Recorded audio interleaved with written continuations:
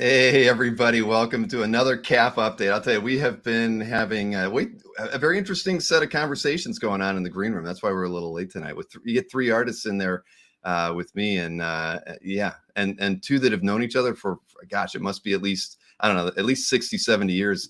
They definitely have a lot to talk about. We're going to have to get those guys on the show together at some point. But we've got a very, very busy show tonight. I can tell you that. Like I just mentioned, we got three artist guests tonight.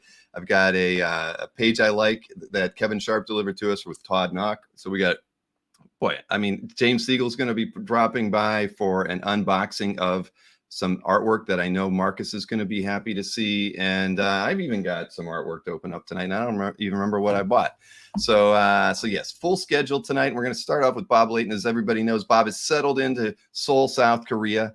He's having a great time. We don't know if he's sampled any new insects or anything along those lines, but we do have another quick video from him related to their last drink and draw that he put on at Dyson Games. I don't believe Joey's back from the US, so we're missing out on Joey one more time. Maybe next week Joey will finally find his way back to Seoul, but until then, we've just got Bob. So let's take a look at the video, and then we'll bring in the man himself.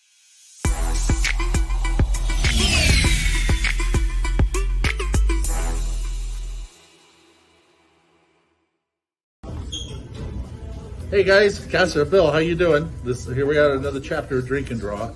And of course, Simone is here, and she showed up sober this week. But I have to play. She's been down sick all week since we went to that street fair with the Stargate. You know, it's like, go figure, right? So anyway, tonight, we actually told them they were going to be able to draw freeform, anything they wanted. Nobody could come up with anything.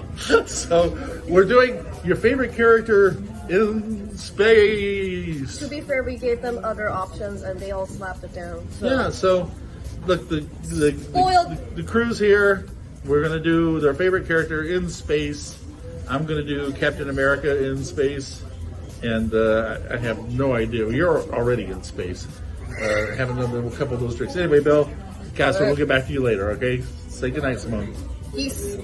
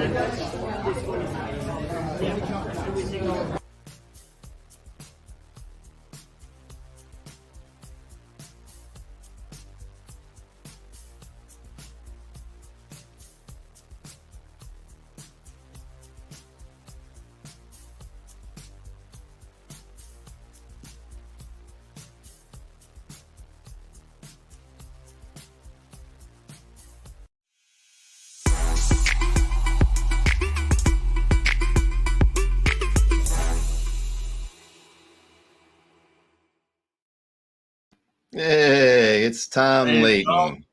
Hey, look, no, it's not Tom. Look what it says there, okay? All right, not Tom Layton. That you're okay. I feel like we're having an identity crisis now, and that you're not Tom. No, you realize the Drink and Draw was only 12 hours ago. No, I did not realize that. Yeah, no, it's always 12. That's why I'm still wearing the same stuff. It was 12 hours ago, dude. It's like we're a 13-hour time difference, right? So I go home. Sleep in your clothes or something? You didn't change?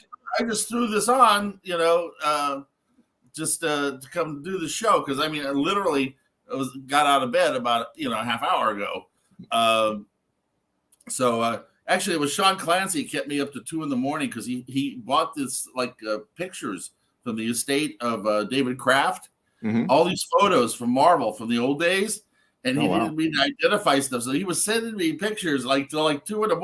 I'm finally Sean, I gotta go to sleep, man. I gotta do the CAF show in the morning. Yeah, Um, tell Sean to come down to OAX and he can, show them to you there and you can identify them. Well, it's a great cache of photos. Some really rare. Hmm. But since I was there, he needed me to identify a lot of these people. He's like got 60 photos or something like that. Anyway, I'm talking to you from my new computer. My PC is hooked up, as you can tell. Mm-hmm. It's like I got that all set up. Unfortunately, the printer I bought from Germany, the Epson 7720, Yeah. it works perfectly. The trouble is, I found out that you have to have German cartridges. Not readily available in South Korea. So I bought it used because I didn't know if I had to abandon it, but it's pretty much a 70-pound paperweight now. I mean, I use the flatbed scanner, but I can't print anything. So I had to buy a printer from the States. I'm waiting for that to show up. The journey continues. The cultural electronic war continues. I won't be fully set up for another week or so. So, but you're making art though, right? I see I your am making art. tables over there in the corner. I'm working on an Iron Man piece right here that I just started. You see, it's going to have the Stark space station in the background there. All that stuff I've done. I can still do some stuff, without the aid of modern electronic devices. Thank goodness. Or whatever. I liked your Captain America in space. That was fun. Yeah, I really, we did not expect a big turnout last night because it's midterms here. Most of the drink and draw attendees are students, but as you saw, we wound up having about 20 people, and it's like it was a little crazy because we didn't expect that, but. We said, hey, look, do freeform, whatever you want. Nobody wanted they wanted us to tell them what to do, Mm-hmm. So, Simone and I kind of did that off the cuff. You saw the MPO, the Batman writer, showed up again. Yeah. He had so much fun last week that he was there. He was there again. He did a crypto in space kind of thing. But what's really great is a lot of learnings going on there. And I'm really excited about that. I've seen improvement with some of these people already. Little by little, they're like I said, they ask questions. So the real point of it all, besides generating some fun stuff for charity, is that there's real learning going on, and that's wonderful. Mm-hmm. Even Simone helps. She's not drinking, of course. Oh no! Listen. Let's just face it. Last week was pretty dull without Simone around. What don't you think? I mean, she does liven up the videos if nothing else. Oh yeah, of course. So has Joey been in touch with you guys, or is he just?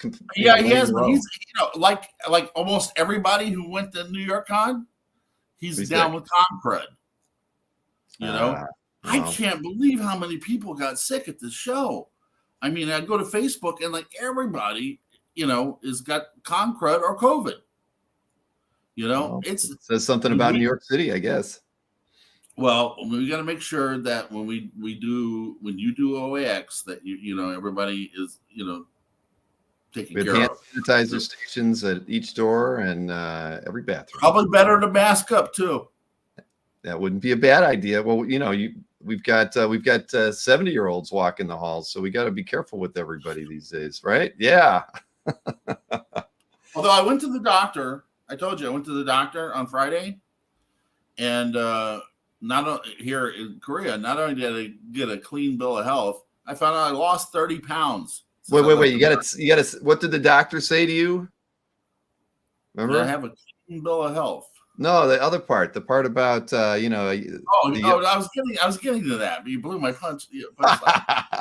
Because he's looking at my chart and he goes, you present as a younger man. And your statistics present as a younger man. Yeah, exactly. Basically, blood pressure, all that kind of stuff like that. He goes, I would have taken you to be, late 50s, early 60s. He goes, you're not 70 years old. And I'm like, well, I guess that's a compliment. Mm-hmm. Oh, yeah. Yeah, I guess so. You present well. Yeah, well, no, I'm fine. I mean, health wise, I've never been better, other than, I mean, I have the chronic back problems from, 45 years at the drawing board. But other than that, it's like, I'm fine. I'm fine. Don't worry about old Tom. Yeah, I've heard that. I was reading something the other day. Masks are not un-American, Marcus. By the way, Jesus. Marcus just likes to talk. America is the only country that politicizes health and safety concerns. I mean, it's just ridiculous. I mean, everybody at New York Con would beg to differ with you. Okay. But I mean, here they wear masks anyway. I mean, it's just as a course. But I forget whose Facebook feed I was reading the other day, but they said that the best advice they got from an old time artist was to get up from your drawing table a couple times a day and walk, do a little exercise. Because I remember forget who the artist was that gave the advice, but they had a bad back, bad knees. But they were in their 70s or pushing 80, and they were I forget who it was. They were cartoonists, but were had mobility issues. So when the guy was mentoring with them, he said the best advice he got from that guy was to get up and walk around. Because, I walk about 2 miles a day, man. Now, yeah, but that's what I'm saying. That's one of the reasons why the 30 pounds came off. But the back problem was chronic from an injury when I was younger, before I was a cartoonist. So it's just exacerbated by 45 years of been at a 45-degree angle. So there you go. But Bill, yes, we have something even more important to talk about. We do. We indeed we do. So do you want to let everybody know, or should you come on? Okay, well, we can finally confirm 100% that Bob will be making it to OAX in January. It's it was on the fence, but he's going to be coming back for the holidays. He'll be there through OAX at the end of January, and I think your movie is pushed a little bit back, right? Probably. Well, that's what I was going to tell everyone. Everyone who's attending, you can thank the Screen Actors Guild for my appearance at OAX, because these bastards are still striking, and it's like I said, until they settle this thing, the Helix can't get made. So. Thank you, SAG, for Sober Party with Bob. You got that right. That's for this miracle, says Mikhail. It's still a party, okay? It's still a party. But yeah, thank you, SAG, for messing up my movie, but allowing me to come see my friends and family and all of you at OAX. I'll be there. I'm going to bring whatever artwork I've done here with me, and Casper and I are working on some exclusives that we're going to have for the show. So we'll get that. We'll have more about that as we go on. Yeah, there's I know you're going to be a very busy man while you're here for a couple of months. Number One Marvel fan said you were called to Florida SuperCon. I don't know. I wasn't there for that. Was it a nightmare? It was so busy. Yeah. It depends on which one you were talking about, but no. I'm gonna do a CGC signing while I'm in Florida as well. Mm-hmm. Spencer's trying to arrange that now, because it'll probably be the only one I'll do in the next couple of years, because like I said, between living in Korea and being making the movie in Sweden or whatever, and then after the movie I go out on a promotional tour. So yeah, if you want to get your book signed anytime in the next 2 years, this would be the time to do it. So keep your eye open for announcements on CGC about that. Yep. Yeah, we'll probably be able to share all those announcements as well, since Casper is kind of helping with that process a bit. But everybody wants did you see I posted a cover that he owns of a rejected the MODOK cover? Yeah. People are losing their minds over it. It's like, it's crazy, It's like, Cass posted it first. I said, well, hell, if he posted it, I'm going to go ahead and do it, because he's my boy. So, and it's like, man, people are losing their mind over it, there's a lot of interesting, as you know, there's a lot of unpublished stuff by me out there, because I used to jump the gun a lot when I was younger. I get very excited. And you'd finish it, and then editorial. Yeah, I do the cover, and then they'd tell me, Bob, that's not what we want. You know? So there's several. Well, we know that. I mean, we've seen several unpublished Yeah, covers from your Iron Man run I and a used few to other be a lot titles. more energetic. Yeah. Well, 7 years in, though, I bet you don't do that. You do some roughs and I take my time now. you take your time. I take my, Well, Bob, but yeah, you know, I for one, I'm really glad that we've resolved the OAX issue and we can say that you're coming out. I think well, I told you the only thing that would hold it up was the movie, and like I said, you know, now that I know for a fact that I won't be there, it's like I'm going to keep my word. I always do. So right. Well, I thought it was easy when we first talked. You weren't going. Well, that we didn't know how long you were going to be and all that on your trip. No, again, because you know, in the movie business, everything's up in the air, dude. You know, it's insane. But who had expected that the strike would go this long? Because most of these actors, their unemployment's already run out. So I don't know what they're living on. But hey, you know, because the average actor doesn't make that much money. You know, everyone thinks that you know, it's like Robert Downey Jr. and Scarlett They're Johansson. going back to waiting tables. That's what they did before. Yeah, it's like Robert Downey's waiting tables somewhere now. I can see it now. See, that would be a great gag if you ask me. It would be a funny bit, wouldn't it? It would be. I might send that idea to Robert right now and see if he'll do it, and then maybe he can promote. Josh. By the way, it's not that I don't support SAG. It's just that, you know, every time I've had a movie, you know, Bill, you know, the short story is, you know, I sold 6 films while I was out in Hollywood. Mm-hmm. Not a single one of them ever got made, you know, because of one political thing after another or whatever. I mean, I sold a movie to Summit Entertainment. It sat there for 6 months in development, and then Lionsgate came in and bought them and threw everything in the docket out. I mean, my history in Hollywood has been like that. So that's why I started my own production company, and Helix is a co-production with Sweden, because I'm not particularly angry at the actors. It's just, come on, Hollywood, get your shit together and let's get making movies again. Get back to work. Also, there's going to be a huge entertainment gap out there. You guys are going to be watching Korean films for the next 2 years. That's quite possible. Or reruns of rocking and rolling over here. The Rockford Files. Yeah, I know. I'm glad you're getting your film made, though. That's the main thing. After the issues you've had in the past. So who's on next? Who's on that? It's a surprise. We're not allowed to announce it apparently the word's out already, but I'm not going to announce it until I bring him on camera. But yeah, it's a full slate tonight of guests. But, but as we were talking in the green room, you and Jeff have known each other for a long time. So it sounds like 40-something years, but who's counting? Exactly. So what I think is we should definitely get the two of you on together for an interview sometime. I mean, you know, I think absolutely. You know, nothing else we're talking about his wife's cooking, because they once paid me off in blueberry pie.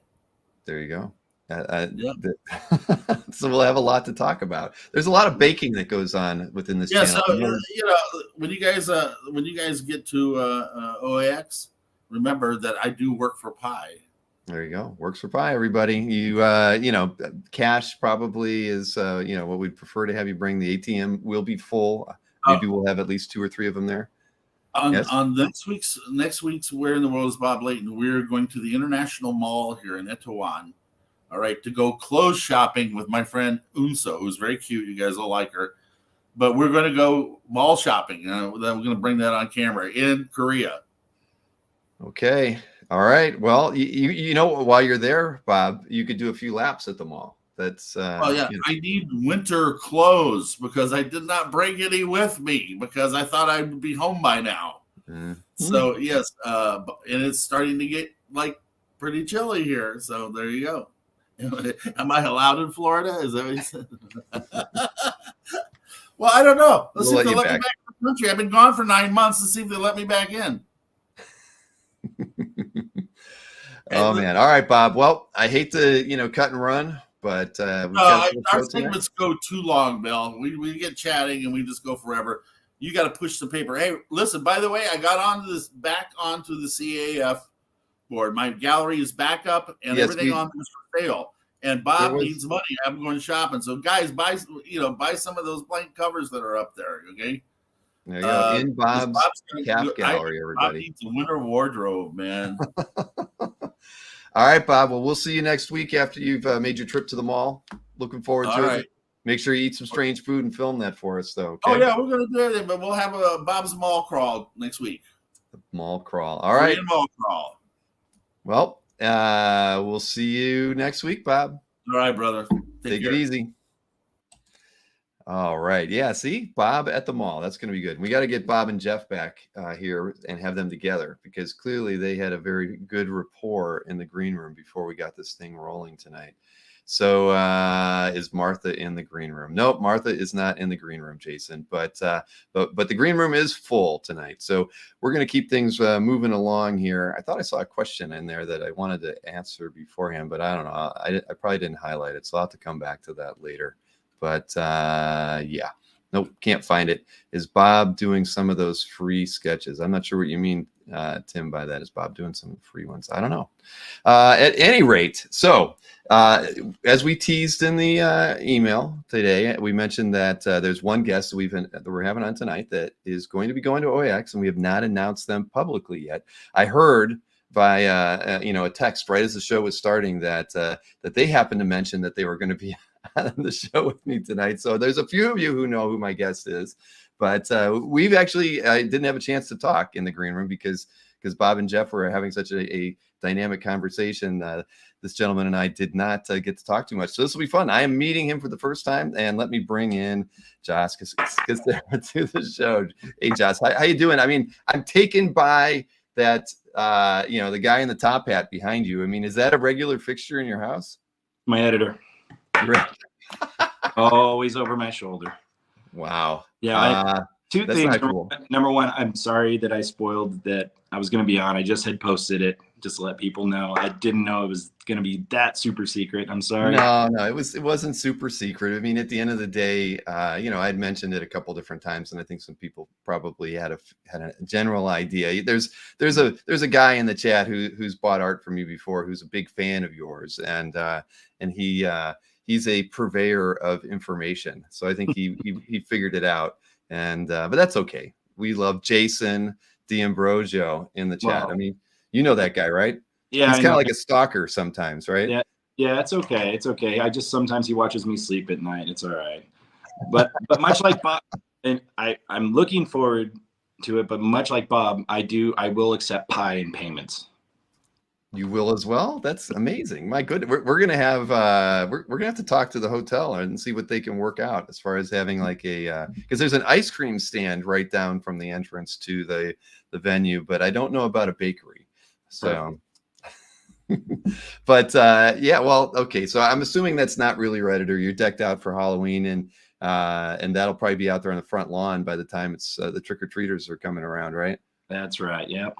Yeah. All right. All my wife's doing. She's kind of building up our Halloween stuff for when there's finally a Saturday. Like, she's been planning on this big Halloween party, but the last time it was on a Saturday was during COVID, like right after COVID had started. Like, we've been planning on this. Our neighborhood's great for Halloween, and so now she's like telling everybody 2026, and so she's slowly getting things, and we're building up our haunted mansion, I guess, here.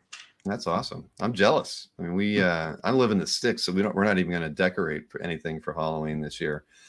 But here, you're going to like to hear this. Pop Sequentialism, my good friend Matt Kennedy, who's in Vegas, said that Jason said that Joshua's bedroom looks great from the lawn across the street. So yeah, Jason, you're never going to want to see Jason walk up to your table again, Josh.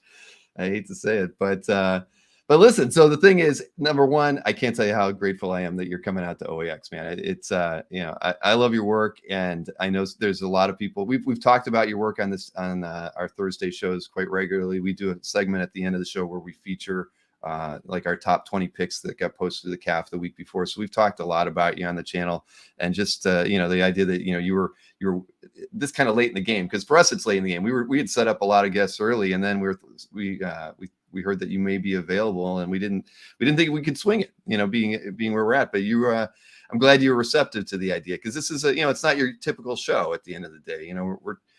I think a lot of us as art collectors are, you know, a little tired of the, you know, going to the mega shows and long lines for the creators we want to maybe get a sketch from, because it's a whole line of people waiting for signatures. I was talking to an agent even earlier today saying, how would you make this pitch to my artists so that, you know, I can encourage them to go to OAX? And I literally just said that. The idea that, you know, you're not going to have a line of, you know, 50 people waiting in front of you that only want you to sign something. You know, the people who you're going to be meeting here are people who see that line and walk away, because as art collectors, we don't want to wait in a line with 50 people.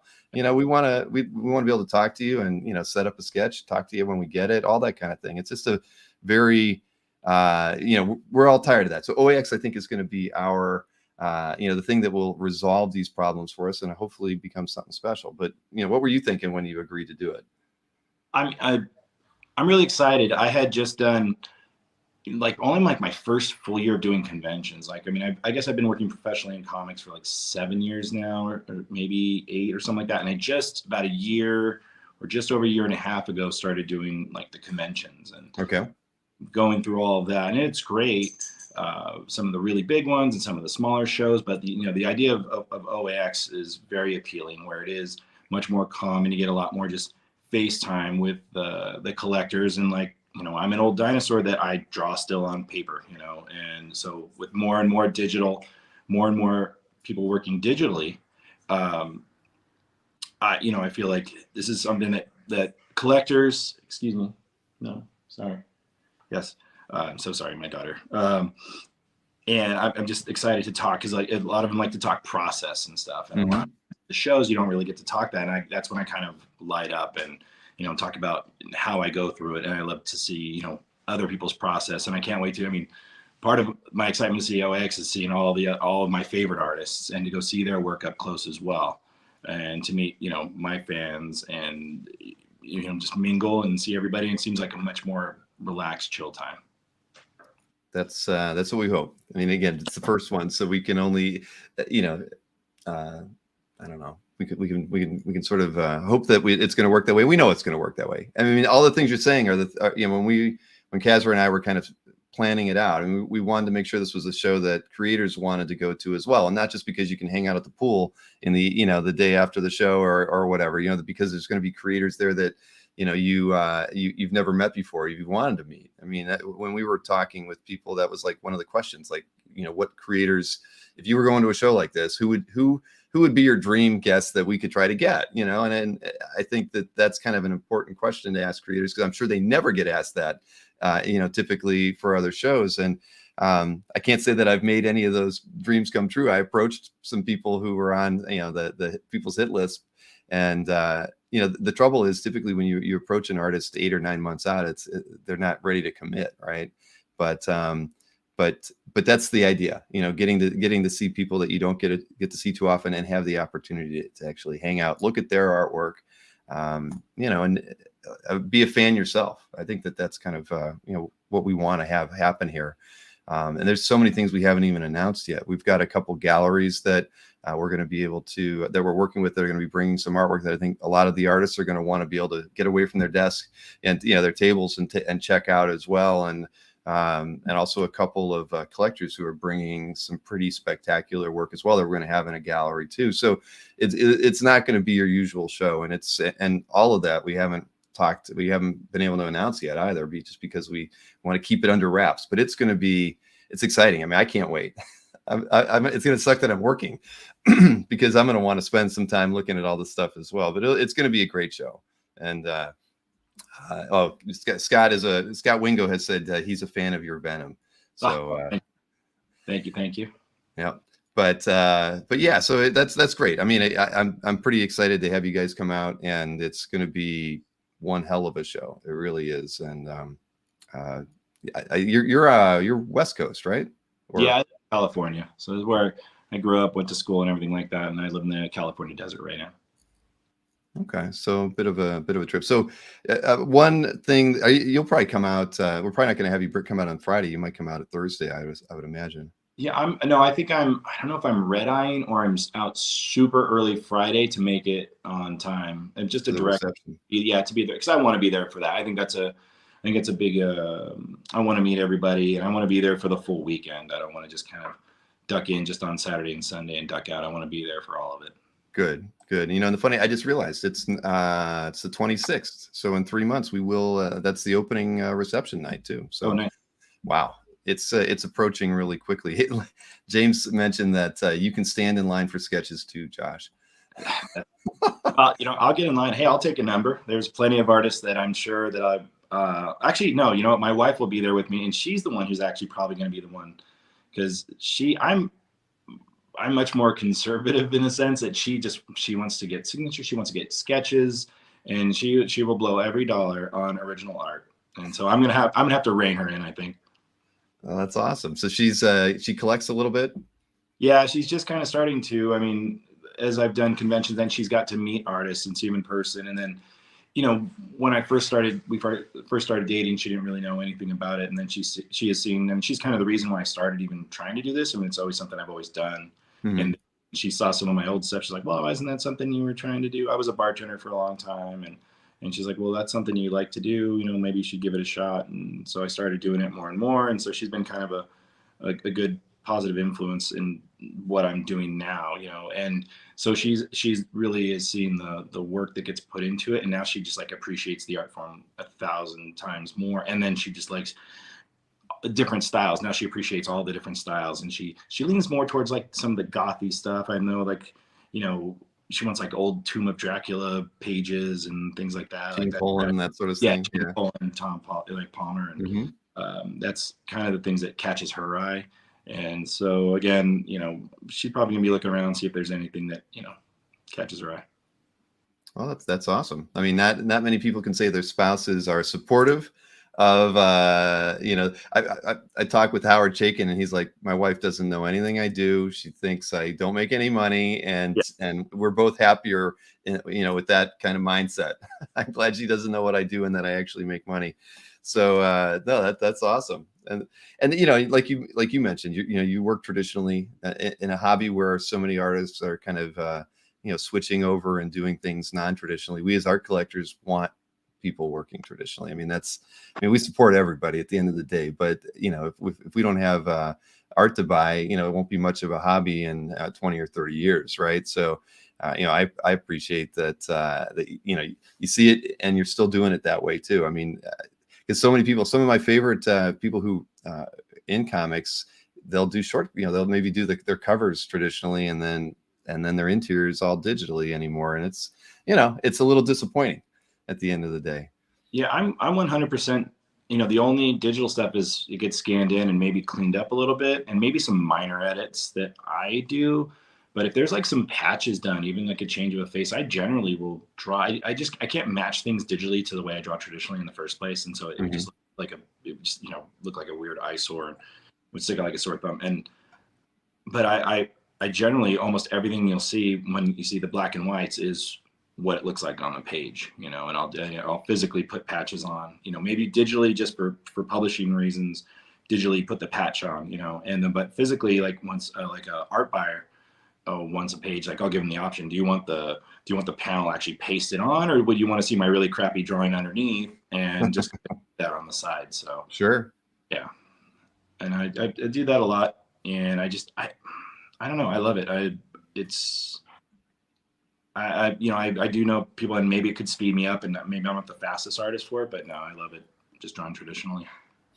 Well, that's good. Hey, at OAX, bootlegging is a habit. Mentioned that your wife might like Jonathan Waishak and Matt Allison as artists, and yeah, I mean, if you're familiar with their work, they kind of a gothic feel. Waishak definitely. Matt's kind of I don't know. He's more indie. I wouldn't necessarily classify him as gothic, but I bet your wife would probably enjoy his work too.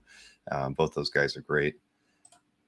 Let's see, I didn't think I missed anything else there, but so what we do actually have a pre-con offering that we're going to do tonight, and I made some slides for that, and I also made some slides of what your normal rates are and the things that you normally do when you go to cons. And like you said, you've only been, how many cons have you done in your career? I mean, actually going and working in a convention. And working, yeah. Probably 10, maybe at most.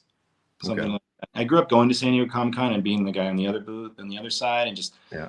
walking up and down Artist Alley and looking at all the original pages over and over. And then I finally went to did my first official working San Diego Comic Con last year. And so I think I've only done 2 of them officially. Yeah, so at most 10 I've done. All right. Well, this is, again, it's great that you're going to be doing this. But so as far as the pre-con offerings, we have, we're going to do, there's going to be 5, limited to 5, and they're 11 by 17s. I made a slide for it so we can show everybody. And so everybody who's here, you get first dibs at it. If you're going to be, I'm not going to give you all the information until I show the slide. It's probably the best way to do this, Josh. So we might as well put this up there. And, it's, I think these are, I got to see some of your work at New York as well, because several people posted pieces they got from you at the con. Jason, I couldn't wait to post his. I think he posted it while he was still on the show floor. He was so excited. But yeah, so let's go ahead and show these off here. I can give you this one. So this is limited to 5 spots, priced at $1,000. It'll be on an 11 by 17 single figure, full figure, of course, and it's going to be all inked black and white. There'll be no or very minimal background. And, like the note that was in my email was that this is the closest to the published work that you're going to get from Josh as far as his work goes. You can email me.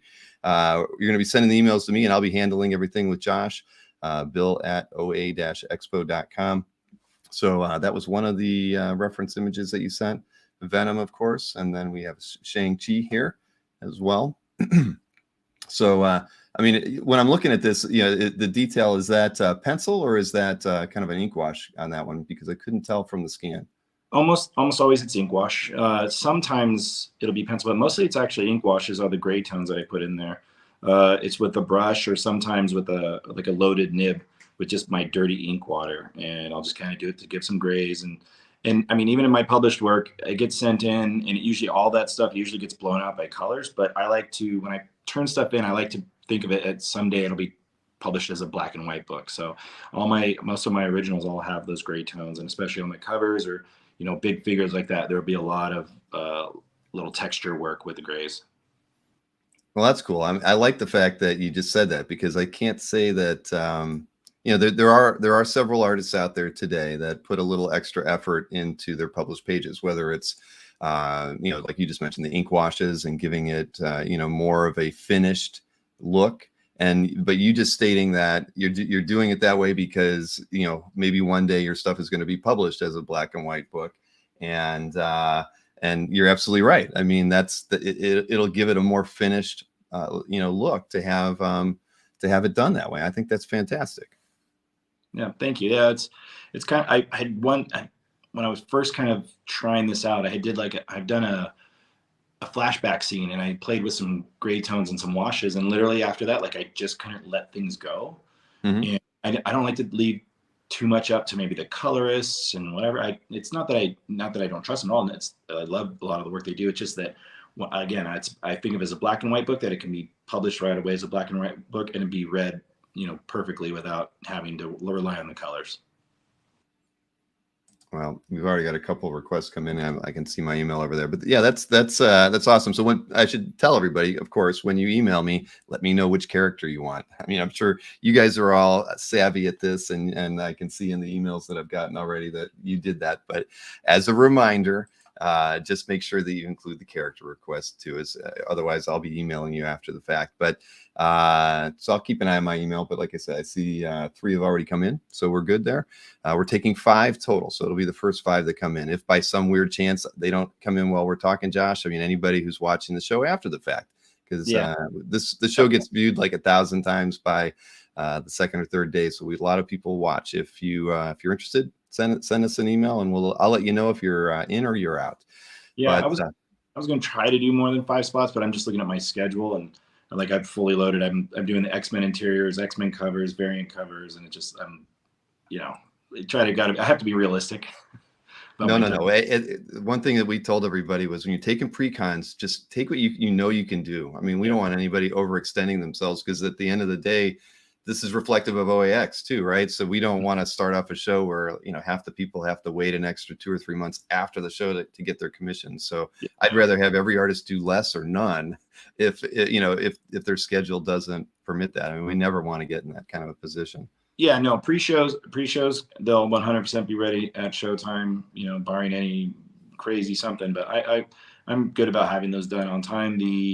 I will be doing some sketches at the show. I mean, I'm sure about that next, and those are just gonna be first come first serve. Like I've got those here too. Are these common for what you just did at New York as well, as far as the, you know, the style and the price and style? Yeah, like I said, so the previous ones were closer to like my actual, you know, published work. These are much looser. They're sketches. They're playing with colors, and they kind of are a little more freeing for me as an artist. And for people who want, I mean, I offer black and white too. We'll see some prices, but like that's a remark, you know, talking 2 by 3 inches, a small, quick, you know, kind of rough, but it does get a little splash of color to help out with those. Right. And so first come, first serve. I mean, these are the ones that you'll be doing when you're at the show. So I think this is great that we're presenting, you know, what your options are when you get there. So this would be a remark, you know, priced at $50 to $100. And I mean, out of curiosity, Josh, I mean, maybe from a time perspective, you know, even something like this, are we talking 5 minutes or 5 hours to do a small piece like this? No, that's like I said, it's 2 by 3 inches. Those are about like 5 to 10 minutes somewhere. And then the range goes, you know, the 50 to 100. And sometimes I say, well, I can it'll be rough and fast. If you want the $100, it'll just be bigger. Or if you do like the smaller one, and, you know, at $100, it will be like that same size, but maybe I'll actually go in with tighter lines. It'll be a little more, you know, again, closer, less sketchy and less, sure, drawn out. So that's kind of the option I give with the difference between the $50 and the $100 remarks, you know, because some people only have a little space on their cover, or they want me to do it or sketch, or sometimes they're like, oh, I'd like it bigger, but okay, you know, we can do it for $100. Exactly. And then so that was the remark option. Then we have now, the one thing, this one didn't say a size on it when I got the spreadsheet. Yeah, this is just those are on for white paper, obviously for black and white. Those are, I think, 9 by 12 Bristol for the head sketch. So 9 by 12, and then priced at $300. You'll be doing those, like you said, first come, first serve. So I mean, typically, do you take a list at the start of the show and just work from that, or do you take a daily list? How do you usually handle that? Yeah, it's pretty much just a list from the start of the show. You know, the show's only basically 2 days as far as working, so it's kind of like I'm assuming. I mean, for all my other shows, that usually as soon as I open, it's like it just fills up real fast, and then I'm working through the weekend. The ones I kind of take, and when people just walk up, are the remarks. It's like once I get to these, like, you know, head, bust, and then half body sketches, that's kind of fills up. But if somebody just wants a remark, the 5-10 minute remark, yeah, I can come up and just jump right on that right in front. You know, sure. Right. But these, yeah, it's like I fill up the list, start working on it. I usually work on it, you know, back in my hotel room, and, you know, and the next morning as well. And that's generally how it goes, but I'll usually fill up right away. All right. And, you know, one question Kazra just texted me, because it was a question we probably didn't address when it was being ironed out. As far as payment on these, do you want payment handled up front, or is that something, you know, that you want to, you know, I would assume we would do it that way. I've done that way with some of the, because I did this with Kevin Nolan, for instance, and we just took the payment up front so that everything was secured. Yeah, I think generally, you know, like you said, the pre-shows, you know, I'm going to let you guys handle that if you guys want to do it like that. For at the show, yeah, to lock it in and to make sure they get it, yeah, we usually pay right up front, and then they pick it up. And if for any reason, again, barring anything, I'd like to have it all done by the end of the show. If I need to get it and mail it out to them, that's fine. I'll mail it out on my dime because I didn't get it done by the end of the show. But generally, I try to pace myself correctly, and you should have it by the end of the day Sunday, if, you know, for all commissions. Awesome. All right. Here, let me show you a couple other pricing tiers that you had as well. So this is the color option for the head or bust. You got 9 by 12 white or 8.5 by 11 brown paper. This one's priced at $400 that you'll have at the show. This one's on the brown paper, obviously. And then Chris Snork will be happy to see this, a thing. He's a huge thing collector. He does the art picks with me every week, and he always slides something with the thing on it. So yeah, that's nice. And then I think you had one other size option, which was the like a half body color. on 9x12, 8.5x11, priced at $600. Those will be at the show as well. And that one is on the white paper, and then here on the brown. I like the brown. It's always nice. Tone paper, I think when done right, they come out fantastic. And this one is, I'd love to own this one, Josh. Oh, thanks. I like the brown paper, and it depends. Like you said, it depends on a lot of times the character's skin color kind of helps a lot. And with their costume or some of the effects that you go, I'll kind of, sometimes the collector knows exactly what they want. And sometimes I kind of guide them like based on the character. Maybe we should go this way or that way, and what would pop better and what would look better. And then there's some of the collectors who are just like, well, all the art I collect is all on white paper, so I don't really like the brown paper. Like, no problem. I'll have both on hand. So whatever you guys like. Awesome. So let's see here. It looks like I still am at the number 3. So I'm just going to show those 2 pre-con opportunities one last time so that those in the chat are well aware of it. These are on 11x17, single figure, full figure, inked in black and white with probably a little bit of wash on them as well. 0 to minimal background, and they are priced at $1,000. I believe I've got 2 spots left, but yeah, you know how that works. We probably will be filled up before the end of the evening. And I want you to email me, bill@oa-expo.com. Let me know which character you want, and we'll keep you posted as things go along. But these are for pickup at OAX, so just keep that in mind too. That's a stipulation that we want you coming to OAX, and we already have a lot. I think we're closing in on around 270, 275 on the ticket sales. We're not, we figure we're 90 days out, and we're really, the one thing that is kind of cool is that we're hoping to hit 350, but if we hit anything over that, it's great. So we're well on our way to doing that, and we really haven't done a whole lot of PR outside of what we've done on Comic Art Fans. We haven't asked any artists to post those little images of you attending this and whatnot. So we're fully expecting to be closer to the 500 attendee mark, which is going to be a pretty exciting event. I mean, I just can't even imagine 500 art collectors in a room with 50 artists and 40 art dealer reps, auction houses that are all collectors too. That's literally 600 people who love original comic art and illustration art all in one room. It's going to be a pretty amazing show, man. And I'm glad you're coming, Josh. Yeah, I'm really excited. This is, this world is kind of new to me. I haven't really made those rounds. I've had people buying my art now, and the bigger the books I've done, I just get people, messaging me directly, and I sell directly. I don't have an art rep or anything like that. I just do it all myself. So it'll be nice to meet with a lot of, the collectors and the dealers, and, a lot of face-to-face. A lot of these people, I just see their avatars or whatever, and their whatever goofy they have online. So it's nice to actually meet face-to-face with all of them. Well, it's going to be a good time. And listen, Josh, we're going to have to do an interview show sometime in the future where I can learn more about. We know you were a bartender, but there's got to be a bigger backstory than than something like a Tom Cruise movie. I mean, if you're a good bartender, maybe we'll put you to work when you're at the show in the evening hours. I'm sure I'm a little rusty, but all right. Yeah, maybe guest bartending and a couple sketches, make a couple drinks. We'll see how it goes. Okay, sounds good. So again, I appreciate it, man, and I will have you back on definitely, so we can talk a bit more. But again, this is great. Tell your wife she's a great decorator, and I'm glad she's an original art collector too. Well, thank you so much. It's very nice to meet you. I can't wait to see everybody. All right, Josh. Have a good night. You too. Cheers. Wow, that was cool, man. Definitely. We got to have Josh back on here.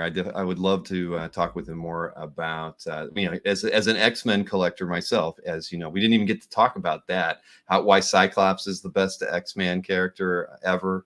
And Colossus, close second, obviously, in my book. But yeah, lots to talk about. So I did see, I saw Chris wanted to make sure I got his email. Yes, Chris, I definitely got your email for Josh's commission list. So thank you for that. And I know the other 2 people who got them as well are coming to OAX, so that's easy, and that's where we're at. We still have Cyclops sucks. Thank you, Dan. You're the one who took me over to the Inky Knuckles table to buy Cyclops art. So even though he sucks, at least everybody's got my back to make sure that I get all the Cyclops artwork that I can. So well done, Kazra and Bill. Thank you, Jason. And Jason, we can thank you as well, because you kind of helped plant that idea about a month or two ago, and we were able to make it happen. Cyclops has a 50% surcharge. Thanks, Kazra. All right. So as I've mentioned, we've also got Jeff Isherwood in the green room as well. So let me bring Jeff in now. Jeff El Jefe Isherwood. Hey, Jeff. Nice to see you. Howdy. Yeah, it's I can do my own ghostwriter from this. That's true. That is true. Now, In fact, does that come out only for Halloween, or do you have that on the desk next to you all the time? No, always here. I was teaching at college, taught 25 semesters in a row till Tom Brady retired in April, and I had. You notice on the side we've got a little spring here. I went to the hobby. See when I ordered these off Amazon, I got 5 of these, and the jaws were not attached. So I went to the hobby store and bought. This is a little spring that goes in model planes that have motors that fly, little engines. And so I found the spring and I just hinged it correctly. I know where they go. So yeah. So I had these around. I took them to class, and students broke 3 of them. I said, "Don't touch the skulls," but what are you going to do? Yeah, what are you going to do? And so I have these around. They're very handy. Sometimes you need that angle, and you need the gill cane up the nose angle. It's really not much of a nose there, but yeah, we know that gill cane angle for sure. If he, we point it out every time we see some of his artwork. It's classic. It's just like a Kirby hand. The thing about Gil was he did a lot of these horizontal widescreen panels, and he was very good at the human figures this way, the panels that way. He was very good at tilting angles and making the figure fit in a wide angle, and at the same time you could go like that. You can squash the face down into this from that, and you make it fit. So it was just a solution he found to that design, that compositional problem. So yeah, he was an artist who I discovered when I was in my early teens, when I was really absolutely studying anatomy and learning to draw comics. I really was mostly self-taught, and I think people of my age pretty much were. There was no Kubert school. There were none of these things. We learned on our own. And so I would read the comics from, all my favorite artists and all kinds of artists. And I would see not just following the story and the storytelling, but how did they solve the drawing problems of various angles and what have you, and how did they somewhat simplify the process so you could understand what the pose was, right, the angle and all this. So he was a terrific Gil was a terrific help for that. And of course, those who know, he really followed the George Bridgman anatomy style, which was very blocky and architecturally put together. Let me put it that way. That's kind of what I found. So, and Gil, again, someone asked me even today, it's like, what did you think of Gil's art? And I said, yeah, it was a big influence on my early drawing knowledge days. That's for sure. Well, he was pretty prolific at the end of the day. I mean, somebody, have I ever owned anything by Gil? I don't think so. I think Gil's one of the few artists I say that there's a lot of artists I haven't known anything by, but Gil's one that I should definitely try to find something from him. But any of his Marvel work is pretty expensive. I'm more of a Marvel than a DC guy. I hate to tell you that, but that's okay. It's to me, comics is comics in the end. It just so happens. I think at the time I read a lot more Marvel, and it turned out when I was hunting around for work and what have you, was Marvel answered the bell first, and I really was there most of the time. And then also did have a short run at DC on the Suicide Squad book with John Ostrander and the late Kim Yale. So then was back at Marvel for a while too. And you've done a few commissions in your time. I bet have you drawn MODOK for Kazra? Yes, many, many, many times. Now, this is interesting how I even found out about OAX is Kazra came to see me at Heroes Con in Charlotte this past June. And so he says, we've got this new thing coming up. I'd like you to be a guest there. It's like, you got it, baby. Just like that. Let's do it. I don't, whenever it is, wherever it is, doesn't matter to me. Let's go. Let's do this. So right away, he got me interested, and that was it. So of course, now I've been filled in a lot more on everything and how it's all going to work. Oh, pardon me. That's probably Kazra texting you, telling you No, what other nice things to say about him. no, it's another. Actually, this is a fellow from New York, and I can tell you a little about New York Comic Con if anybody's interested. I happened not to get sick. Now, you were one of the rare few that didn't. That's a good thing. Yeah, well, my wife Amanda here at home works at the RCMP, Royal Canadian Mounted Police, which is she works at the national headquarters, and so during the COVID period, they could not. Let me put it this way: nobody could get sick. Nobody could afford to get sick because she was working 12-hour shifts, and they're open 24/7, right?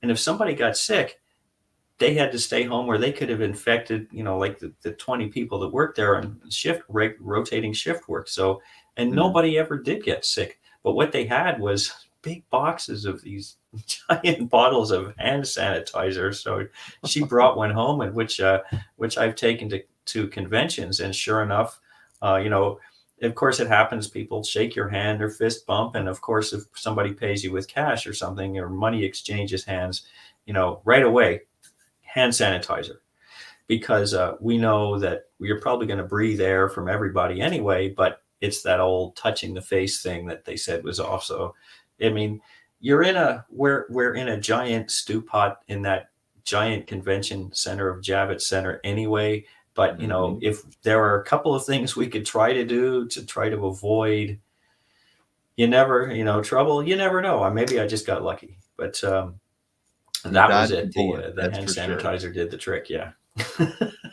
So I appreciate you as well coming to OAX. I clearly Kazra sold you on it way back in June, but we finally were able to announce you last week. So I'm glad we were to get to that point. It's gonna be fun, and and now we know that you and Bob are good pals. So we'll have to try to maybe we should keep you apart at the show, because that's fine. Yeah, no, that's cool. That's cool. Yeah. One thing folks here should understand is that I've known about you and CAF for a long, long time. And however, today was the first time we ever met on Zoom. I know. I thought that was pretty. I don't know how the heck that has happened, because I know I've seen you at shows before. I saw you at Heroes, and I meant to go by your table, and I didn't make it. See, I didn't even know what you look like or anything at the time. And at shows, I tend to get busy with drawing, and I try to engage with fans regularly, but sometimes, like at New York, I miss like 90% of people going by because I've got my head down drawing. Right. And I was, by myself at the table, so I have to keep remembering to look up, and somebody's standing there with comics to sign. It's like, oh, hi, sorry, I didn't see you. But I tell everybody, and this is typical for everybody to know, interrupt me anytime, and it's no problem. Like Josh, he's been to shows this past year, and I've been now going to shows regularly for like maybe 10, 12 years. Of course, we had a 2-year kind of hiatus naturally, but I try to get to say about 10 shows a year in that range. So I've done quite a number of conventions by now, and it used to be, you start drawing with people all in this room and people around and everything, and you start drawing and think, this better be good right away, because I don't want to look like a fool. Like, draw something that's terrible, throw it away, erase it. Nah, just go. And what some people I know do is they have like little rough sketches set up ahead of time, so they don't have to worry about it. But I I don't know. It There's doesn't work for me. shortcuts, definitely. Yeah, it doesn't work for me. I just like, okay. Just gotta The thing dive that right in. works, the thing that Yeah. works best though for convention sketches or commissions in general is I just think of a situation, a scenario, and I place the character in that scenario. So instead of and sometimes it can be like a, jumping at you kind of pose thing, but sometimes it's more of it's like a cover of a comic in a story situation. So I can kind of put it like that. And I've been doing a lot of the blank covers lately. And sometimes, generally, I look inside to see what's in the comic, and so, for example, oh gee, I don't know if you have that one. I didn't give you any of those for the pre OAX commissions, but what happens is, there's one where I think these were fairly old by now. I bought them from a comic shop owner that I know. It Some was blanks. Wolverine gets stabbed by Shanna the She-Devil there. So I had Wolverine on the cover hunched over, and he's got, spears and arrows sticking in his back. So instead of the he's like right. So I thought, make it more of a story thing, and everybody's going, wow, look at that, that's different. And I said, yeah. You keep a mirror handy in your studio, so when you're making those faces, you can make the face and then draw all it, the or... time. Yeah. We're all hams. We're all hams. Nobody tells you that. It's always like that. I tell you, if I need structure, I got Yorick here. Yeah. But otherwise, the selfie or the camera, it's like, and the thing that's interesting is sometimes, well, usually I'll just draw a face. I don't worry about it. But sometimes I look at it going, it just isn't happening. So then I'll go look in the mirror and I'll make the face, and I realize the face is more malleable. There's a rubbery feel to the face that it moves a lot more than we think. So you can really stretch and bend things a lot more than you realize, and you can put that in the drawing. So, it's always good to go and get yourself a little inspiration. Sometimes it's looking at certain artists, and if I've been seeing an artist in particular, I always feel like I kind of veer in their direction a little until I come back to my normal path, Mm-hmm. And it's funny because I would say, especially reading comics and mostly in the starting late 60s, but like 70s and all that, hey Carl, we could identify pencilers and inkers like that. Boom. Like we knew, you could tell everybody. And yet my problem is I cannot tell you what my style is. I look at a drawing and say, I know it's mine, but why? Like somebody else would have to explain it to me. I don't have that, famous shading under the nose, up the nostril shot like Gil, Well, we can ask if we get you and Bob Layton on a show together. We'll let him give us the scoop on what he thinks, because I mean he's functioned as an art director, editorial numerous times in his career, so he should have a good perspective on how to classify. I don't know what makes a Isherwood piece, but there were some people saying that they love your Warlord, Conan, and Doctor Strange. I mean, would you say those three characters are common ones that you get requested for commissions when you're at shows? Yeah, well, right now I'm doing a Doctor Strange. Oh, this is a commission. Yeah, oh, sweet. So he's coming through one of his portals. So in the background will be like the Dark Dimension kind of thing, and then there's City down here. I think to myself, well, there's not supposed, I haven't, this is a commission that says probably minimal background, but once I start drawing, all bets are off. When I see something in there, I said, I got to draw it. It's not going to take that long, just to add some perspective. That's not that long. Here's another one. This is fun. I just finished, and Michael Rankins, I don't know if he's here tonight, but has he seen this? He's seen it mostly finished. Okay. We were on here. Why not? Right. Okay, exactly. Hold it up yet. Not here, we won't tell him. It is now completed. Okay. But now he'll be okay with that. But it's the Beatles on Walking Across Abbey Road, but it's not the musical Beatles, it's the Blue Beatles. So here we are. Okay, let me start here. Sorry, I don't want to make everybody dizzy. So here's the first one. John Lennon had his hands thrust in his pockets. Okay. And then this one, and then of course the famous bare feet of Paul McCartney, and George Harrison at the end. So there they are. Wow. and the Beatle in the background, right? So yep, that was it. So I just finished doing that today. So I did that this week. That's great, Jeff. That is Michael's going to be very, very, very happy with that piece. I can tell you. There is not another one like that on Comic Card Fans. No, he gets good ideas. You see, that's what I like too. I'm very happy if somebody wants a drawing and I can, I say, I want this kind of thing happening.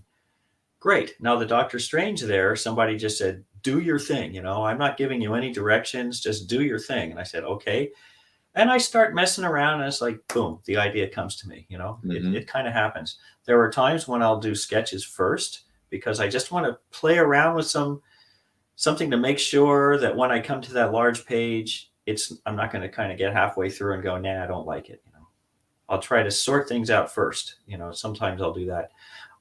For this one, I did take the original photo and I blew it up and printed it out and I light boxed it. So back here is my light pad. So I had light boxed the image so the background matches, and I got the poses to match. But then of course I just planed through the characters, which I can do. I don't need to light box them. Of course that's what I'm supposed to be able to do, right? Mm-hmm. So I assume are you sitting at your drawing table, or is that just your? Well, this is this is a table that I can draw it. But this is my regular computer, and I have my Wacom here. I've just got I've got my mobile studio there. That's what I use for digital work. My desktop here can't handle it. They handle the Photoshop with Creative Cloud these days. So, but the Wacom works really well. And if people wonder what's the digital versus paper aspect, I will do comics. Often I will be doing rough layouts on the computer, especially working with a writer, just to work out any ideas about storytelling and all that. I'll be able to do it there. And then what I will do is just blow it up, light box it, and then get myself on paper. And then I pencil and ink on the page, on real paper too. So what that means is when I'm doing this inking, that means that's like 8 hours not staring at a screen. And I much prefer inking I ink primarily with nibs. So I really prefer that line. I can draw digitally, sure. I've done a lot of film work where it's all digital, doesn't bother me, but I can manage, I'm quite used to it. But for comics and stuff, I think it's still important to have, real physical art, especially if anything gets lost, you lose files, whatever. Still got the real page, there's that. And also it does make the art available for collectors later. I mean, there's always that side of it. So I like that idea. There are all pluses and no negatives to that, to working on paper for me. Well, we like to hear that. As I mentioned to Josh, we need more artists working traditionally, sticking with it. But we did bring you on today. And again, I've got to get you back on. But I think a Leighton and Isherwood show would be unbelievable. I might not have to say a single word. Just put you guys together, and I won't have to say much. Drop myself out of it. Just say, tell us about South Korea. Wow, like I live in Ottawa, up in Ontario. Capital city of Canada, but it's living in Canada was described as living upstairs from a meth lab. Really?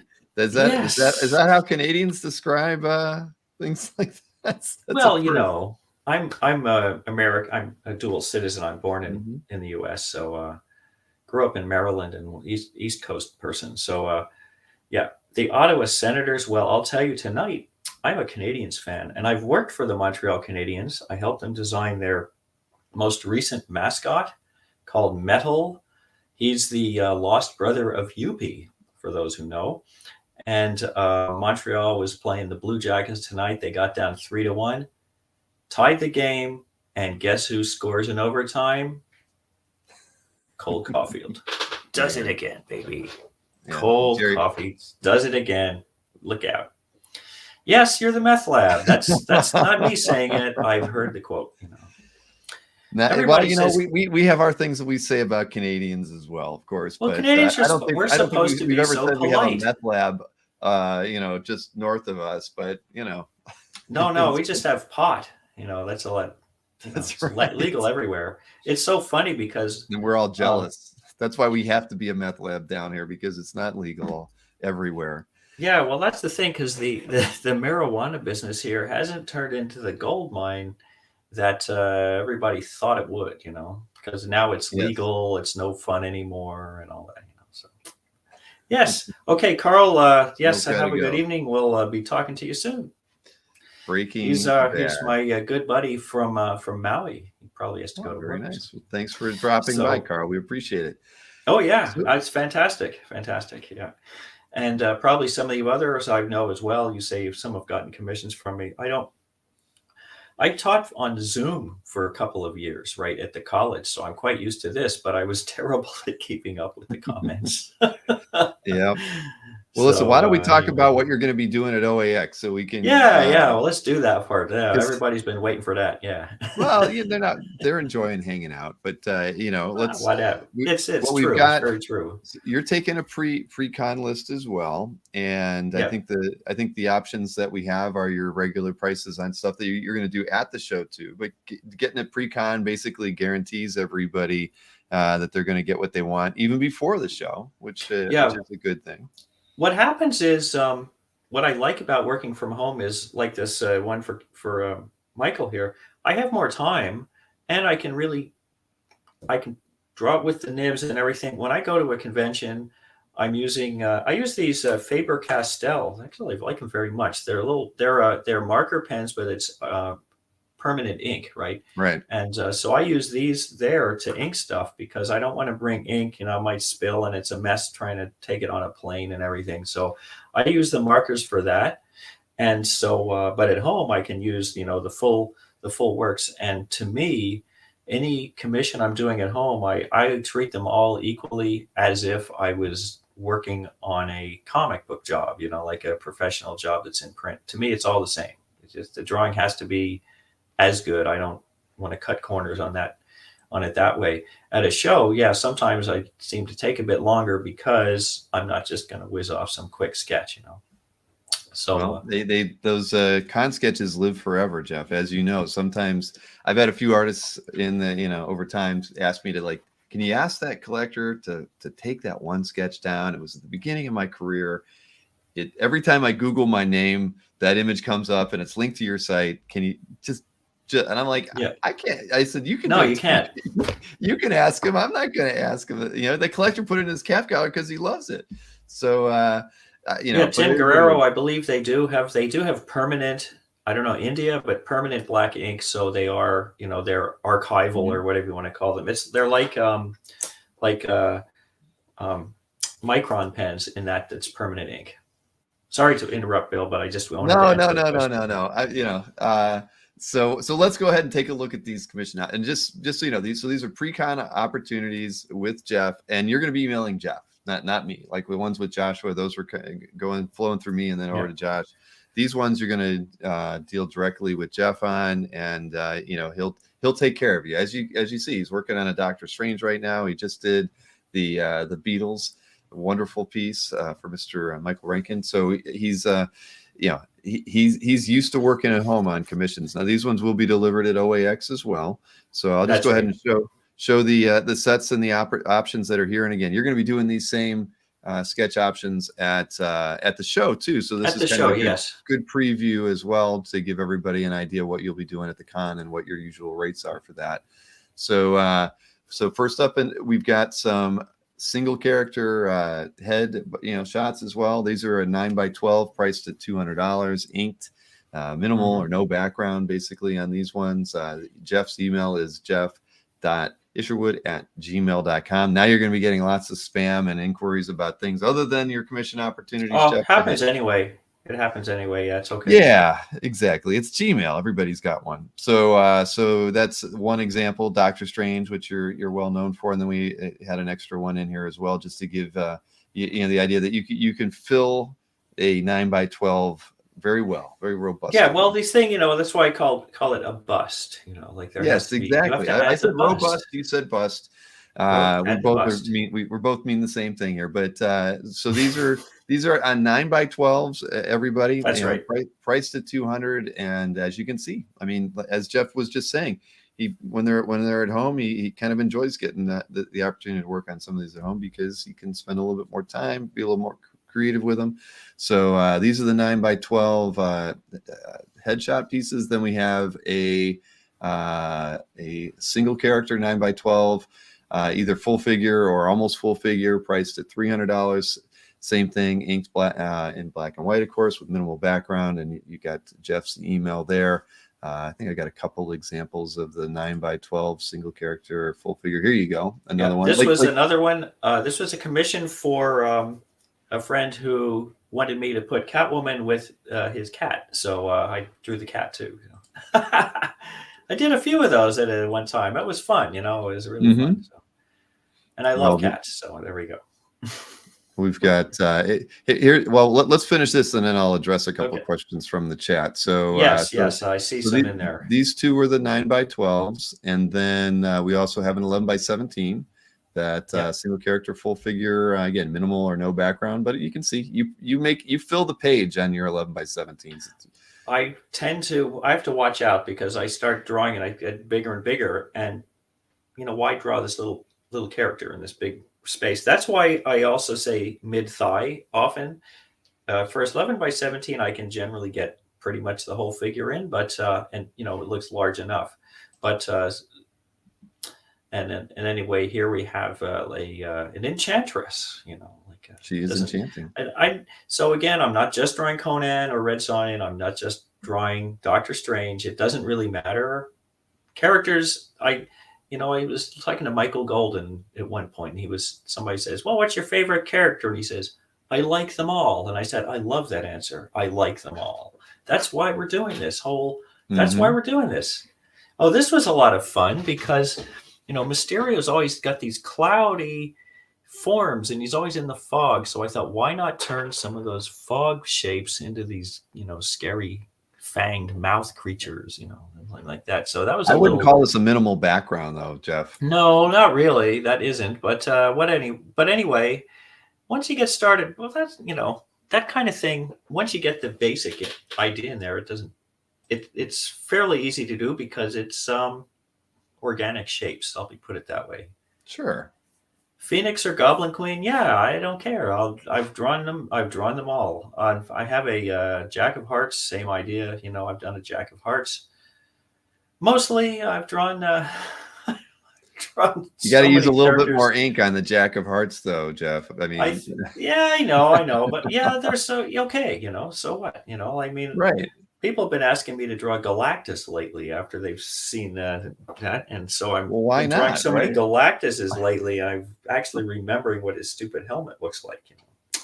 That's you don't have to go look at any reference. That's always a good thing. I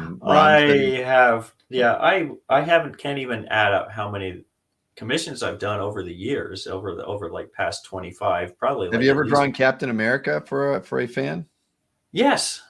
I've drawn a number of Captain Americas, not lately, but Captain America is always, I always like doing him too.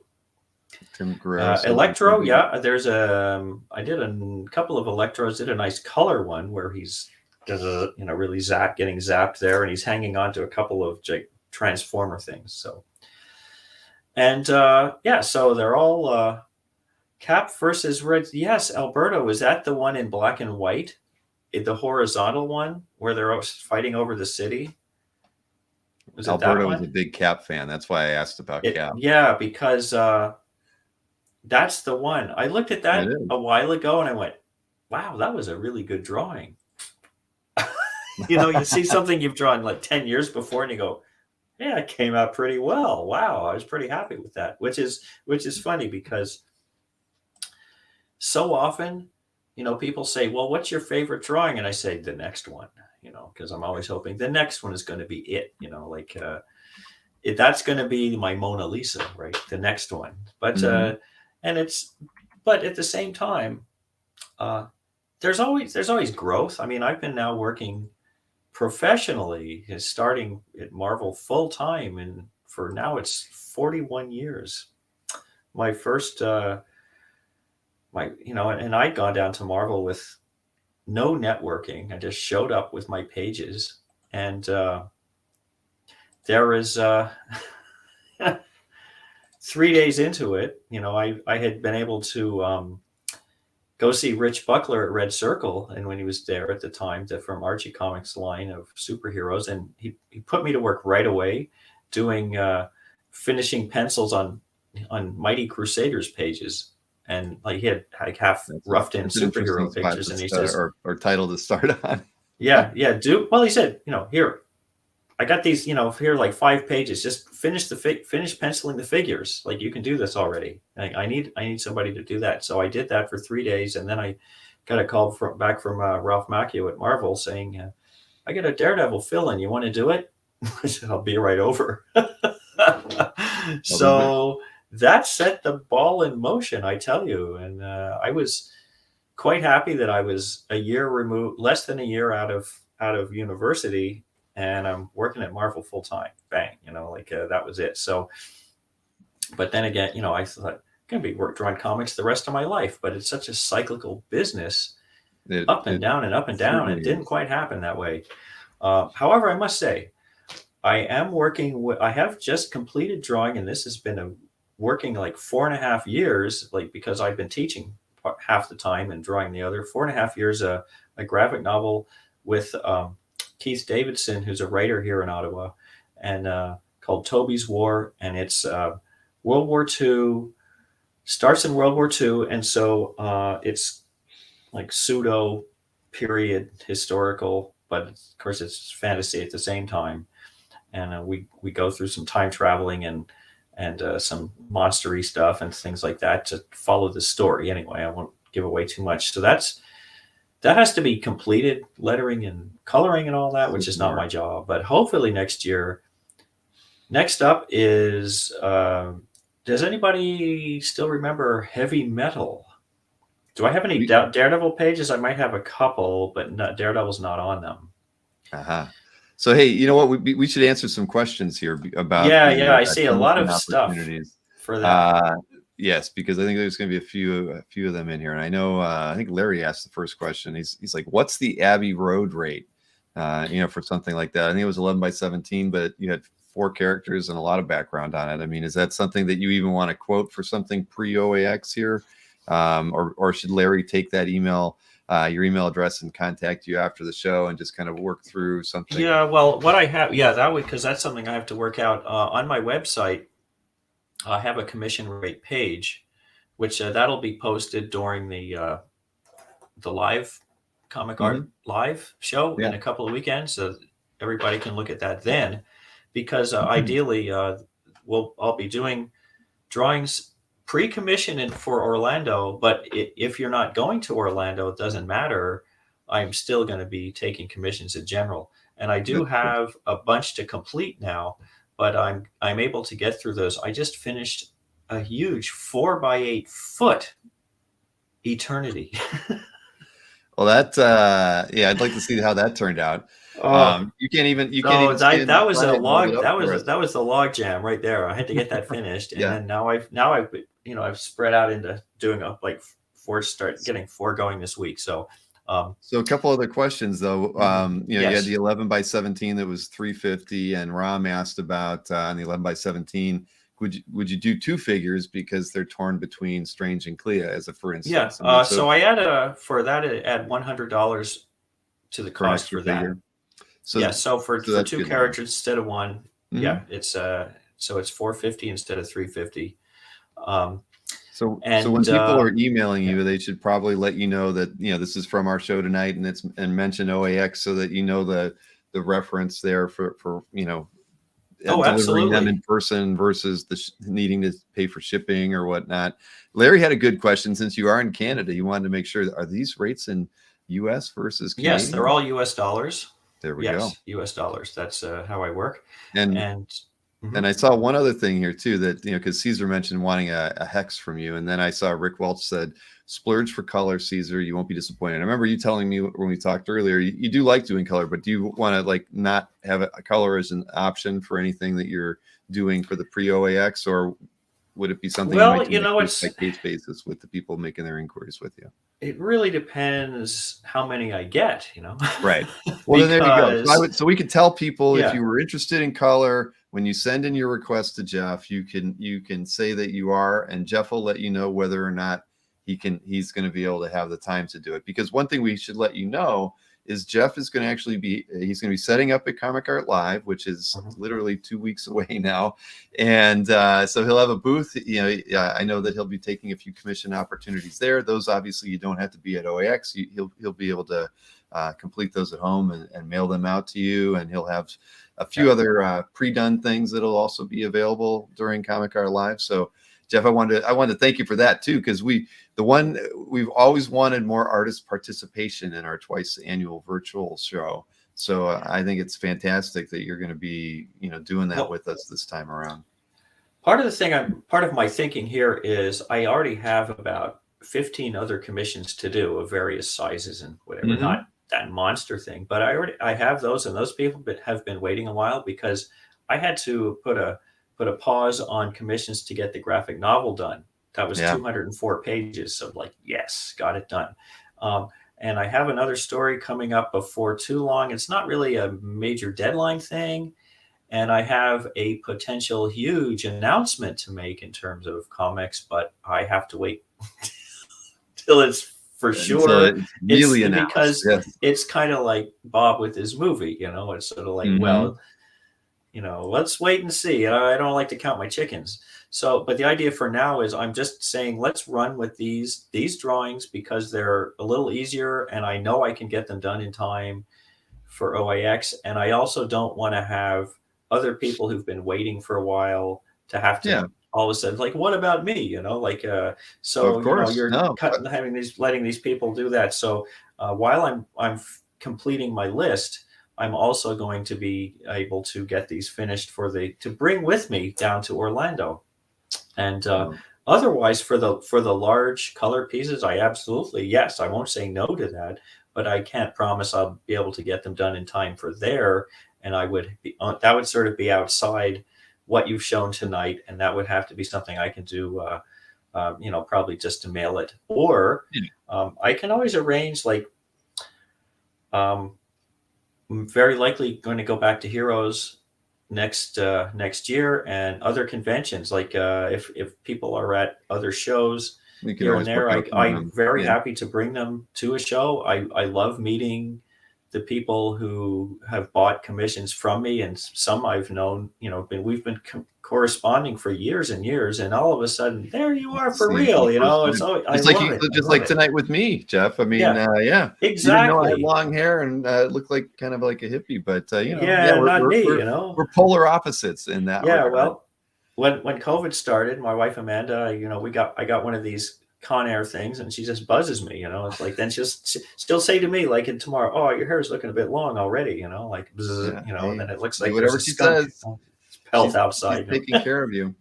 Hey, one other thing we have to announce too is that you will be participating in the mystery sketch as well. We've got a few new announcements from you know, that I'll be able to add to the list of artists that are doing mystery sketches, but Jeff is going to be one as well. So look for that emailing, you know, tomorrow. And again, I think it's fantastic that you're willing to do that. We just saw the Doctor Strange artwork that is on 9x12, and also the Poison Ivy. So the one. Yeah, well, that's the thing too, is that what I like about that is you're going to kind of randomly pull out characters, and who knows, like one of mine right now, I have also somebody requested a Teenage Mutant Ninja Turtle and Cerebus the Aardvark commission. So yeah, let's do it. It doesn't have to be Marvel superheroes, right? Right. Does it have to be Marvel? It could be any characters. I have done a commission of 15 different cartoon cats, from Pink Panther to Felix the Cat to Tom and Sylvester and all. Just did all of them. It was great fun to draw cartoon characters. And then what's interesting about that is, after drawing like a realistic style, you realize how sophisticated really well done cartoon characters are. You can't really just kind of laugh at that stuff. It's surprising. It's really surprising. Yeah. Well, but yeah, so I'm glad you're doing that.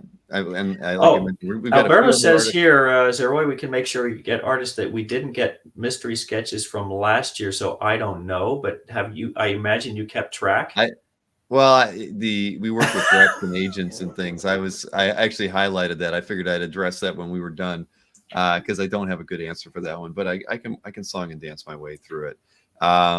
Main thing is get yourself an Excel file, and it's what I do with commissions. I have an Excel file, and I just put everybody's name, what they ordered, size, medium, and address. Hopefully, and eventually they'll get that. And so in terms of payment too, actually, I think we can, we'll work that. I'll work that out via email with people. Yeah, because each person's emailing you directly. And, I'll work that out with you all then. That's not a problem. And let me remind everybody the email address to reach out to you about the commissions tonight. It's jeff.isherwood@gmail.com. When you do, obviously you mentioned OAX, so he knows it's a pickup, or that you saw him on the Comic Art Live channel tonight, all that, just so he knows where they're coming from and how he's got to deliver them. If you want any subtle upgrades, like adding a second character, noted in that as well, potentially color, all those things. If they fit into Jeff's schedule, he'll do them. And if they don't, then you'll get the base ask, which is what was in the slides that we showed already. But again, Jeff, this is it's going to be a lot of fun. It's going to be a lot of fun having you at the show. This is terrific. I think can't wait for that. Yeah, I have to thank you both very, very much for having me on and inviting me down to OAX. It's certainly highly appreciated. And I think everybody out there, I think you all, CF didn't happen. It didn't have to exist. It didn't just have to just poof magically. Here's a site we can put art up at. That was your big idea way back when, Bill, and it was a wonderful thing. And as I mentioned today, I've used it as a resource for my classes to anytime I needed to show my students, this artist or that artist, or have you ever heard of this one? I could pull up a whole bunch of stuff just, in a few seconds. And they always thought it was wonderful. And I told them all about, go, if you need artwork, need to look for stuff, go to this site, so Comic Art Fans is the reference. Absolutely. This is the place. So, I don't know, I'm sure a lot of people have told you before, but you've done a terrific thing here over the years, and it's great to see you now. You've got Kazra involved too. You're going to expand a little bit and branch out and just grow the thing. Well, it's going to be very interesting to see where the next 3 years take us. But Jeff, this is awesome. I'm glad we finally got to meet. I know we definitely need to do a standalone interview. My schedule is pretty packed through OAX, but you can definitely bet that we'll probably do something, late winter, early spring, after OAX is settled, and I've had like a week to sleep after it. But sounds good. Yeah. All right, fantastic. Well, I hope you're inundated with emails about people asking for commission opportunities, and again, I'm looking forward to having you at the show and seeing what you create for everybody and deliver there. Yeah, the other thing too is some people, many of you may be my Facebook friends already or know me, and Facebook Messenger is the other place that a lot of people contact me as well. So that can work as well. So that's fine with me, and And we know that's what good. your Facebook ID is now because we looked at that earlier. Yeah, So, well, it's the one where I was. That was back at. yeah, you're the only one. Jeff, I'm Dr. the only Joe one. there. Yeah, and that's the picture is me with my good friend Ben. You know, that was from Yes. the premiere for the first Doctor Strange movie that I was invited to. It's very nice of them, and so yeah, I've still got him there. At the time we were together, and he said, I said, would you mind a photo? And he says, oh yes, let's get you, all three of you come in, and my wife's Amanda's there, and she says, no, I want to take you two picture. I'll take the So picture. your I wife just was want not you in two. that photograph, Jeff. No. And so I put up my hand, and he looked at me, and he put his hand up, and it's like, the director and the actor, So then there we go. He was getting with the program, you're Doctor Strange for life now, buddy. Get used to it, Exactly. He'll be typecast for the rest of his career. But oh, that's cool. I don't mind Yep. it either. I really don't mind. It's great fun. When Doctor Strange came available as a title, I asked, can I draw this? And Mike Rockwitz. Okay, that was a quick answer. He lasted about three. He didn't even hesitate. I was like, yeah, that's my buddy. Mike Rockwitz, a terrific editor. He's he's moved on. I think he's a Scholastic now, something like that. But great guy. And Jeff, I hate to do this good. to you, but I have another guest in the green room. Oh, you do? I didn't know. Yeah, he's signaling me. Okay, that's fine. Look, I got to go to bed anyway. So that's right. You have an fun. early morning. That's right. I forgot about that. I I'm get up keeping early. you up. It's not you keeping me up. I'm keeping you up. But And listen, everybody else, everybody, fantastic to see you all here tonight. And Absolutely. I'll take some messages. I'll get back to you over the next couple of days, and all good. All right, Jeff. Well, listen, you have a fantastic night, and I know we'll be in touch over the next few days too. If you have any issues with anything that we can help you with, please let us know. Okay, great. Okay. See ya. Good night, everyone. Oh man, Jeff, he's definitely got to get back on the show. That's like you mentioned, as many times as I've seen him at a table, I've actually never gone over and talked to him. So yeah, we got to get him on the show. He is he's a national treasure, and I saw all the things that you guys were saying in there in the chat, the things that you love. I'm not gonna say that, but Marcus, he can say that all he wants.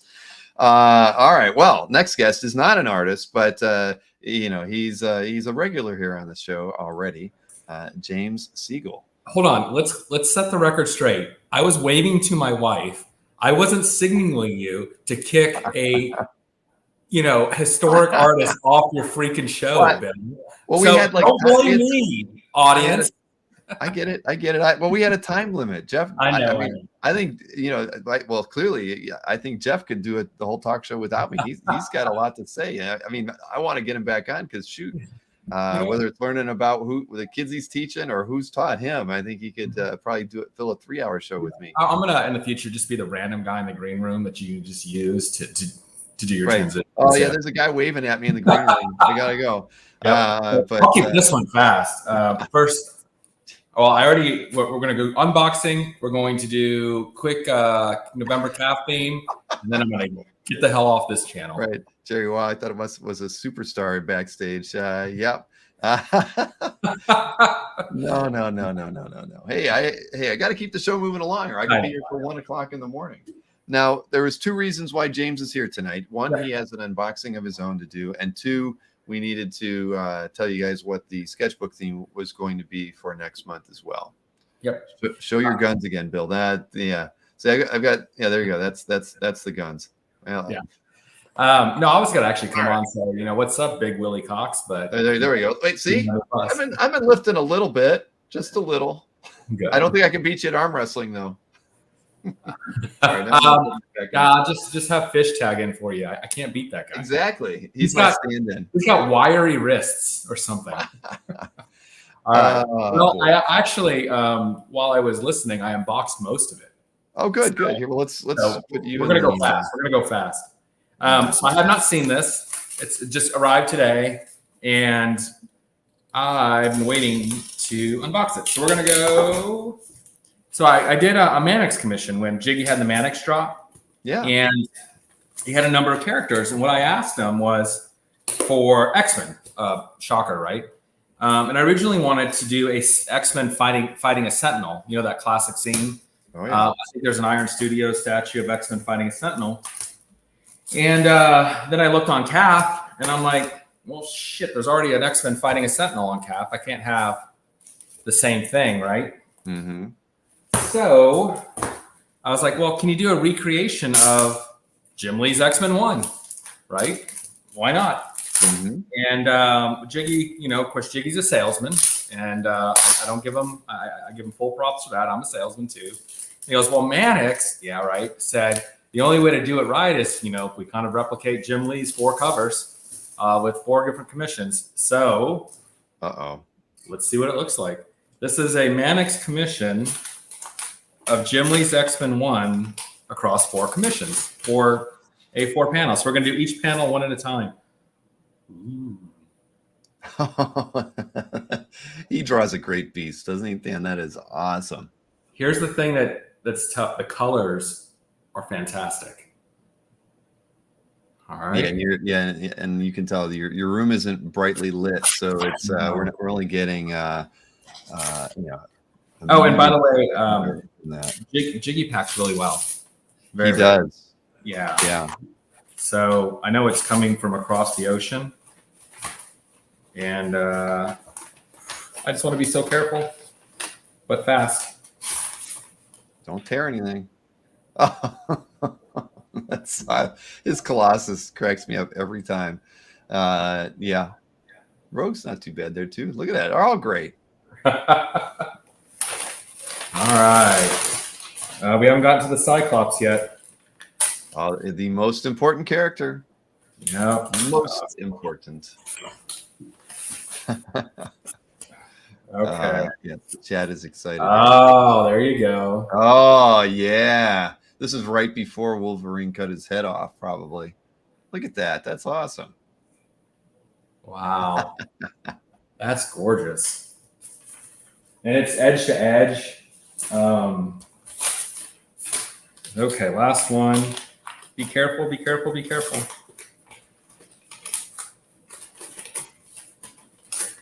All right. And of course,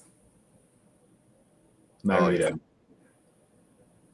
That's pretty dang incredible. Let's see if we can do this. You guys want Mannix? Ugh. Mannix is the best. I think he's still taking commissions too from the show. Is this gonna work? Yeah, you have to lean. Well, yep.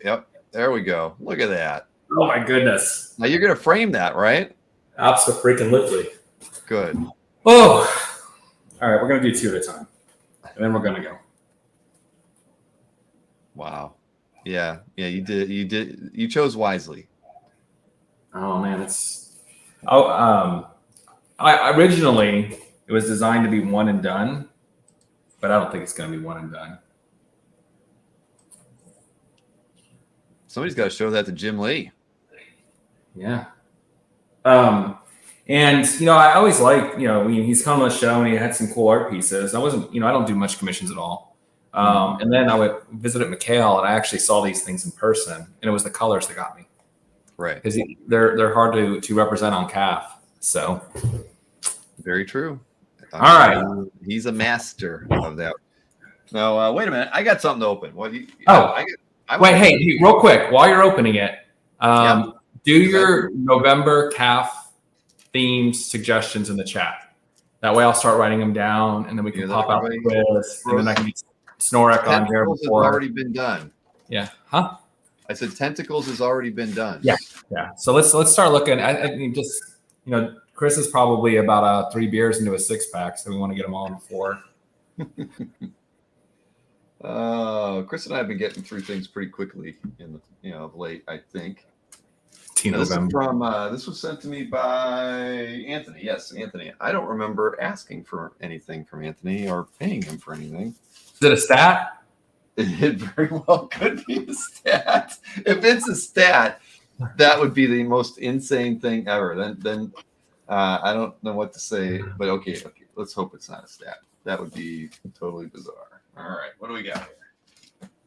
It's not a stat. Oh, it's not a stat. Thank goodness. It's something by Barry Kitson, and he actually must have taken this to Barry and had him sign it because it says, Bill, keep your eye on the prize. Best Barry. Here, I'm going to take it out of the bag so we can actually. What's America? Anthony. Come on.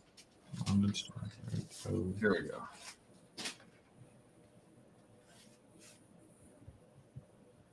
It's a Cyclops.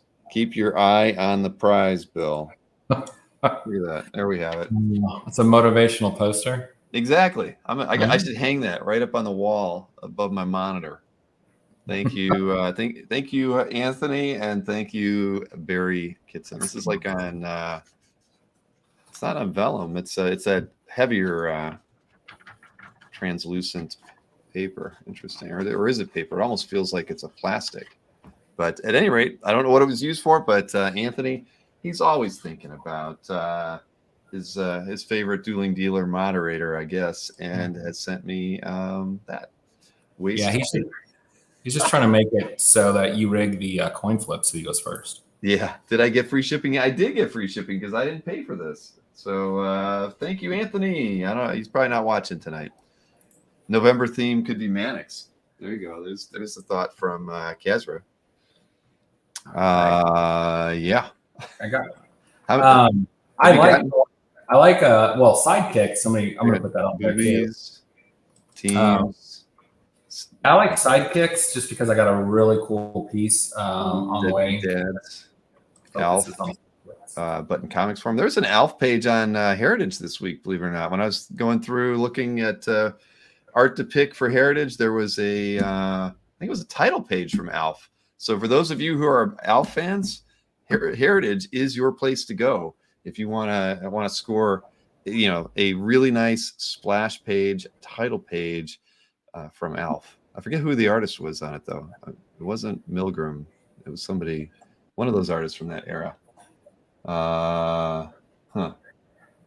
Let's see here. But let's see. Poster stats. I don't have any stats. Teams, boobies, nice. Stripper poles, sidekicks. That's a good one. What else we got there? Jason said Larry. I don't know why he mentioned Larry. Canitis is Marcus. Dinosaurs would be a good one. Bob Kane says Marcus. Insects. We could have, Mr. Layton. Have we had what? Have we had space? I saw space model. Have we had space? I don't recall. Cosmic and space? I guess I could look and I'm tell going you. to put that on there. That would be 5. All right. Cool. Save. Present. No space. Robots and cyborgs. Had a stage. Perfect. It's all white right here, right now. Hairy moles. Yep. There it is. Oh, I saw it for a second. There, Slido. It's loading.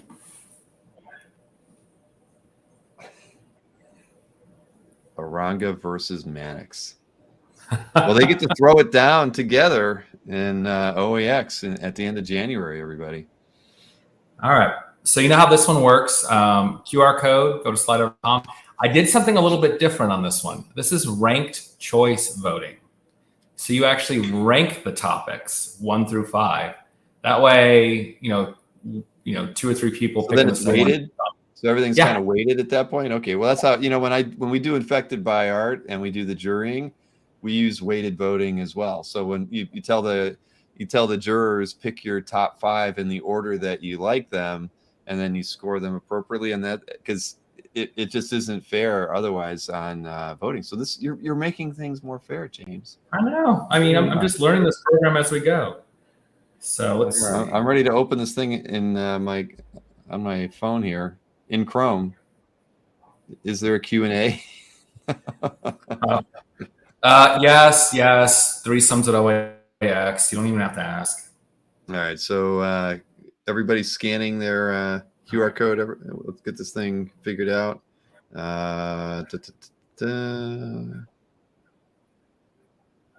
Let's see. So you get to pick them and then put them in the position. All right. Yep. And then hit submit. You don't have to even pick all 5, though. I picked all 5. I picked all 5, but yeah, I know what the bottom 2 are. I'm not voting for those. Yeah. I was going to put the bondage one on, but I think that would just win. And then I'd have to go through that awkward tentacle. Wait, right. We had to go through yeah. I've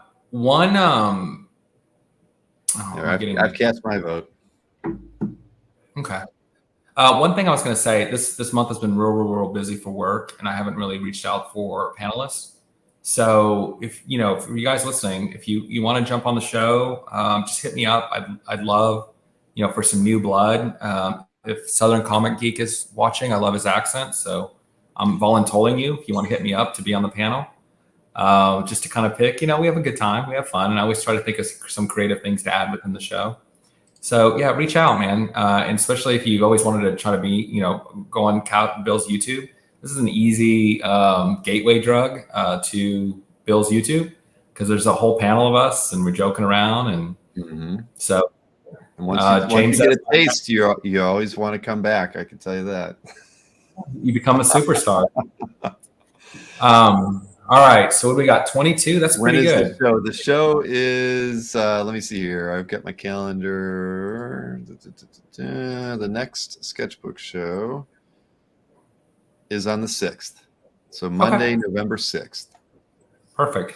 I'll be in Atlanta, but I'll be doing the show from Atlanta. Okay. Where the players play. If you're available and you can sit in on that one, please do. Hit James up through his CAF gallery, James S. I will say a side benefit, just for the collectors who do the interviews and do the shows and everything. You become known a little bit within the CAF community, and so doing deals or networking is a little easier. Just side benefit, throwing it out there. I've heard that Jason's got quantity. his autograph a few times when he's been at shows. Yeah. People want to take selfies with him even. It helps the trust factor. This hobby is built on trust, and not being a stranger helps the trust factor. Okay, so we got 25. Yes, you want to let's. I have no idea what the results are going to look like because I've never done rank choice. So if food wins, I'll be surprised. Cosmic Space. All right. Was that the way the Bird's Wings? Huh? That one I had low on the list, but Cosmic Space, I did vote number 1 for that. I put that number 1 and Sidekicks number 2. Space Marvel it is, or Space DC 2. All right. So the theme for November, we're 11 months into this thing. We are. Only 2 more left. Will be Cosmic and Space. All right. Thanks, guys. Hit me up if you want to be on the show. Thank you, Bill, as always. I will have that Mannix posted on CAF and framed in my wall. And well, once you get it framed, you gotta send us some photos, because everybody wants to see what it looks like framed and framed nicely, so we can kind of get the full effect of those 4 covers.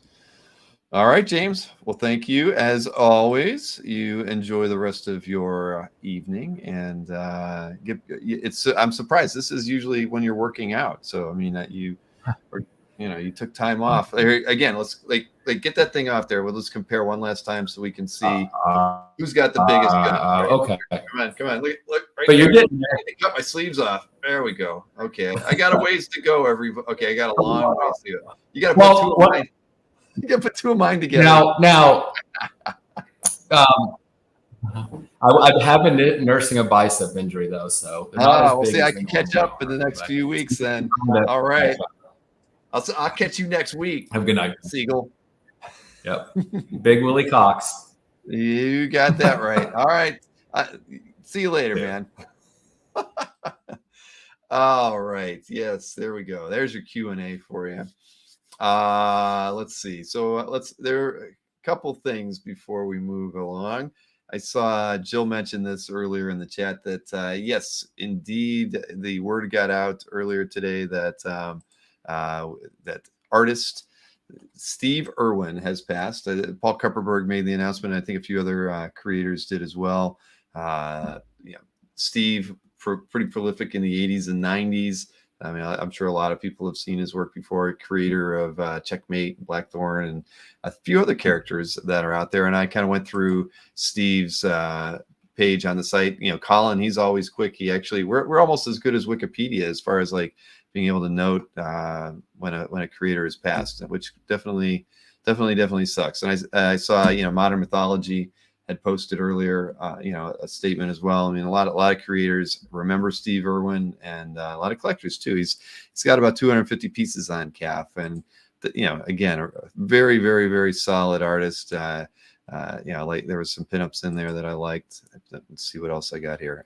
I like this very, very Alex Toth model sheet ish, right? Very, very well done there.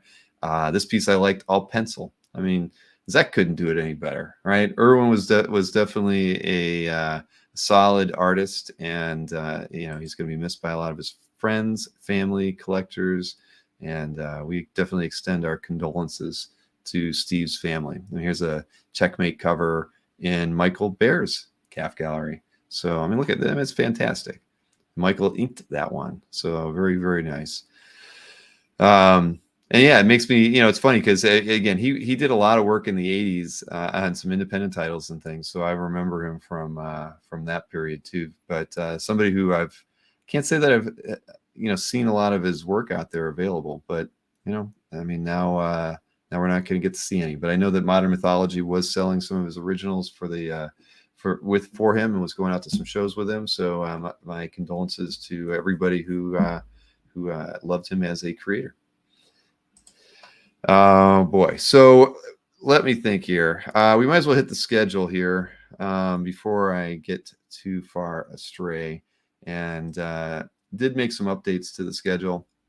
If you see here, I'm kind of chock full of sales shows. I've got Joe Linsner Saturday at 2. I've got the Next Comic Art Crew Saturday at 9, doing a Spider-Man art drop. Nick Ferrucci is going to be joining me the day before Halloween. We're going to be showing some artwork from his collection and having a few pieces for sale as well. So that's going to be on the night of the 30th. And I've got Kevin Nolan on the Saturday after next. Kevin actually won't have a lot of art, so it'll be a little bit more interview than art sale. But I know he's got some pre-done pieces that he's bringing with him, and not a whole. I'll know it when I'll know what he's got when I open the box. Sketchbook show on the 6th. We got Hakes. Larry, although we haven't talked about it since then, we did set a date for Larry is going to be, and I got the wrong date on there too, don't I, Larry? I actually do. How did I do that? Oh, I duplicated the dates. Larry's actually on the 13th, and that Sean Watkins is on the 14th. That's how I screwed that up. I completely put them in the wrong order. At any rate, Larry said that he was going to start collector conversations and try to do them once a month. I suggested it would be cool to have Larry do his first one after Comic Art Live, which is the weekend of the 11th and the 12th.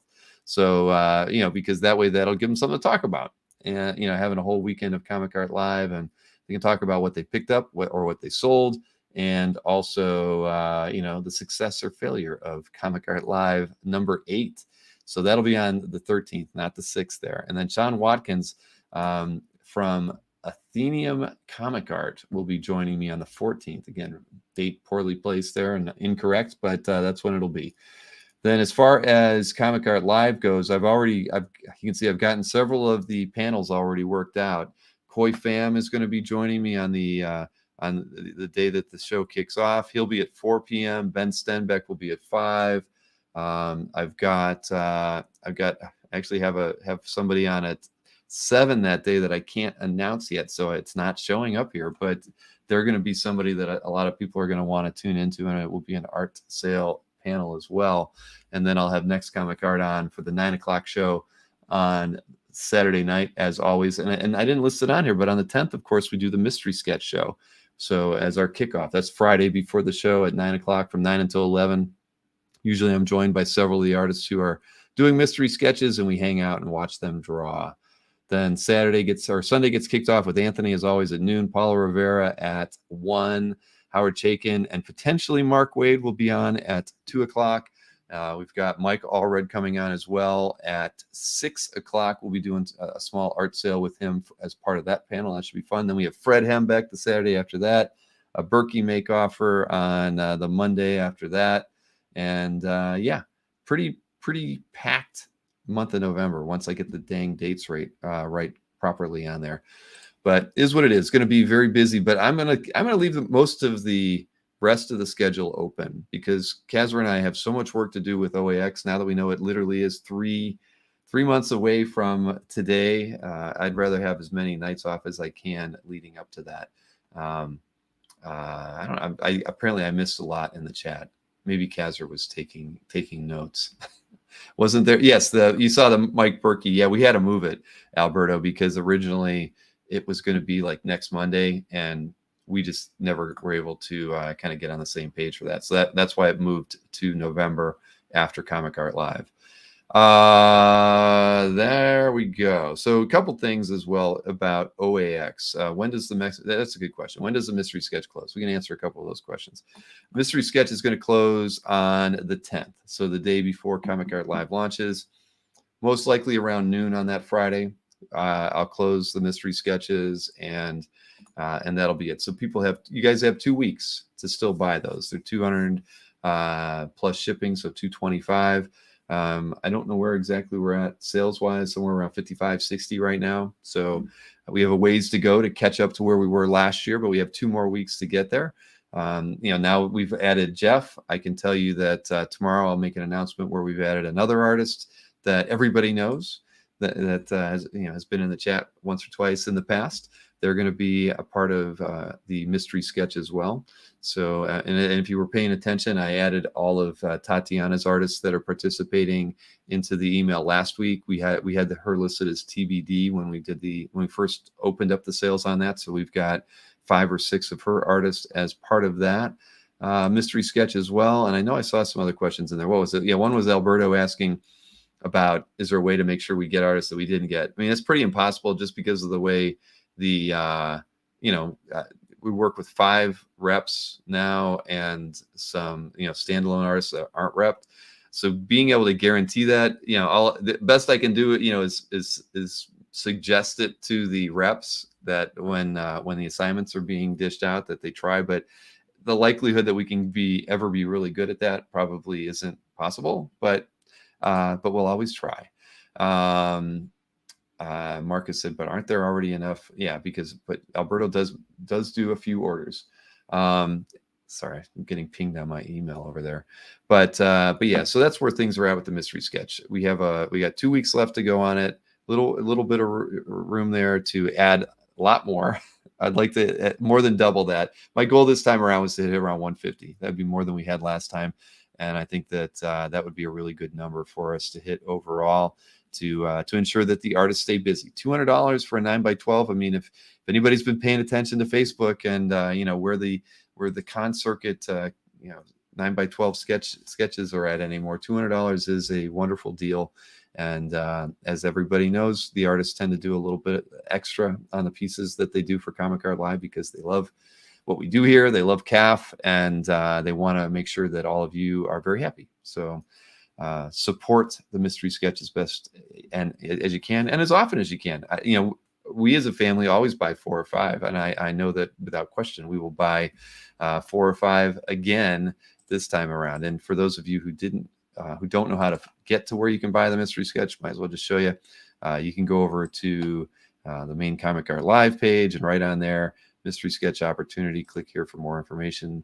There's your sign up form is at the bottom of here. You basically put the number, the characters that you want. If you're buying multiple and you want different characters for it, you can type Wolverine, Cyclops, Mohawk Storm, and hit the buy it now. And then when you get taken over to PayPal, just put in, you want a quantity of 3, and you can make your purchase that way. Yeah, but who did I haven't added in Jeff on here. I got to get him on there.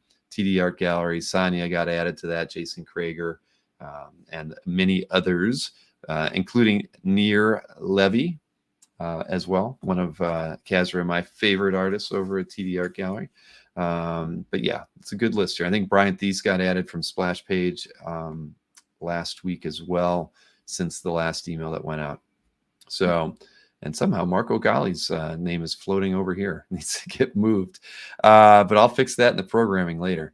What does Marcus say? Do I? Yeah, yes, you do, Marcus. The type of goblin will always be important. And Jiggy's in here. We were just talking about you, Jiggy. Look, there's the Next Comic Art crew right there. Many artists from Next Comic Art participating in the mystery sketch. And Jiggy, I can let you know that I'll be giving you some materials to give to all your artists and you as well, so that you can kind of help promote the mystery sketch on your socials. We're gonna be sending those out to everybody, every artist that's participating, so we can get better participation rate this time around. Let's see. Alberto said, Jeff's 11x17 commissions are a steal at $350. Absolutely, everybody. Jeff, I mean, come on. Jeff is he's a veteran of our of the business and deserves everybody's support. $350 for an 11x17. You saw the work that he did, and I, the way he made it sound. If you get it beforehand, and he's doing it from home, you get a little bit of extra ink on there. I would think. Yep, Jason. You guys are the best. Always reminding everybody about all of that. So the other news, of course, that came out in the last week was that the VIP tickets did sell out for OAX, and we have highlighted them and marked them as such. They, we worked with the venue to have a select amount of space for OAX for the reception. So they kind of gave us a number that we had a target. We had targeted 150 attendee sales because every exhibitor is also going to be there. Our exhibitor count, as we anticipate it right now, is probably around 100. So that means you got 250 people in the reception area. And that was kind of what the venue suggested we cap it at. But Kazra and I are going to go back and talk to them and see if we can't increase that number to 300 would be nice. But we got to get their thumbs up on that first. And what we'll do is anybody who has previously purchased a weekend ticket to OAX, we will send a private offer to those ticket holders, letting them know that if they wanted to upgrade to VIP, that we will have a special way for them to order that and complete that purchase before we roll it out and make them active again. So because we actually went over the number of 150 by a little bit too when we gave everybody till 3 p.m. on Monday to get their purchases in. I think we hit like 160. So what the venue doesn't know won't hurt them. But again, it's going to be a great time. The reception, it's not mandatory, but I think it's going to be the event that everybody. One of many events that happen during the show that people are going to be talking about after it's all said and done. So, but I'll keep everybody posted. If we're lucky, we can make an announcement in the next couple of weeks about reopening them. I'm already trying to make it like MegaCon. I hope not. I hope not. Alberto says, try not to increase the size too much. We want to keep it cozy and not become super crowded. Absolutely, Alberto. No, that's the thing. If the venue comes back and says we can't do it, then we can't do it. And that's okay. Because, at the end of the day, for those of you who've been over to the OAX website and you've seen we only have 2 photos of the venue on there, one from like the outside and one of the courtyard with the fire pits and things. The reception is in the courtyard. I mean, as long as the weather's good, it'll be outside, and it's in January down here. It's usually in the evenings. 65, 70 is probably fair to say is what the temperature will be. So we're hoping to keep it outside if the weather's good. We can always move it in. They actually have and Marcus is going to run with this. They actually have a ballroom, Marcus, where we can have the reception if the weather's bad. So anyway, there you have that. So VIP tickets sold out, but again, it's pretty awesome that we've gotten to that point. So you guys in the chat. All right. So How about we do this really quick? We're going to do a Kevin Sharp had done another interview with Todd Knock on a page that he loves, and I've actually never talked to Todd before, but if he's this enthusiastic in person, I got to meet him. I got to get him on the show for an interview because he is he's a cut up and he's a fan of Cyclops too, I think. So I'm going to ignore the chat until I get this thing rolling here. But Kevin Sharp gives us another page I love. This is a fun one with Todd. He is talking about an X Factor cover, and here we go. Hello and welcome to A Page I Love. This is Kevin Sharp, today joined by artist Todd Knock, who is currently working on Magneto for Marvel and Stargirl, The Lost Children for DC. Todd, welcome to Comic Art Live. Hi, Kevin. Thanks so much for having me. So we're going to talk about a book and an artist that no one has yet mentioned on this series. Please tell us what issue you chose to talk about today. For me, it was the cover to X Factor issue 3, the original X Factor series from 1986. With art by Ron Frenz? Yeah, and inked by Joe Rubinstein, I believe. Right. So why don't we start with, where were you in kind of your art and your comics reading journey when this issue would have come to you? Let's see. So in 1986, I was, especially when this came out, because I believe this was early 1986, I was 14 years old. I'd only been collecting comics for about a year. And where I grew up in East Texas, at that time, we didn't have a comic book shop in our town. So I had to buy my comics off of a spinner rack at the grocery store. So it was always hit and miss at whatever books I got. So I would always buy my comics based on the character first, the art, if the art caught my eye second, and the story was like third in my consideration, because usually I just read a random chapter of a story, and who knows if I'd get to find out what happened in the next month, if that next issue would be on the rack or not. So yeah, the only book I got regularly was Uncanny X-Men through mail subscription. And so was the X Factor the original X-Men team? Had you been exposed to them ever? I had not. Oh, I had been exposed to them via Spider-Man and His Amazing Friends cartoon. All right. They had, when they did the Iceman origin, that's when I first learned about the first 5 X-Men. But that's when I first learned about the X-Men at all. It was through those 3 episodes of that series that I learned about the X-Men, and I wanted to know more, which led me to comic books so I could learn more about these characters. So when I saw them on the covers of Secret Wars, I had to get those comics.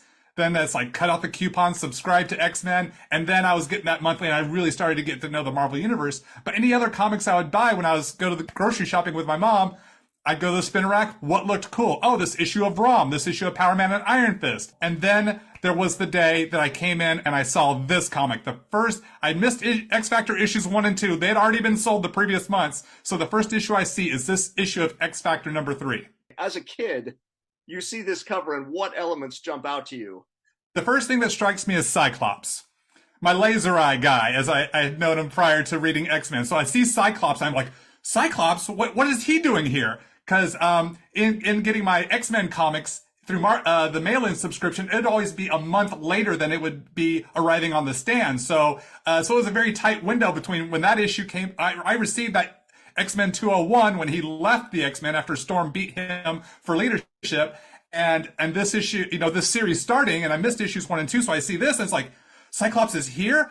And so immediately I look to Cyclops, which the way it's angled, his fist pulls me down to Iceman. Of course I know Iceman from the cartoon. So it's like, Iceman, yes, a comic book with Iceman, because I think New Defenders had been canceled prior to that. So I didn't get a chance to read any of those stories which had Iceman in a regular book. So it's Iceman, and I move up, it's like, who's this red-haired girl?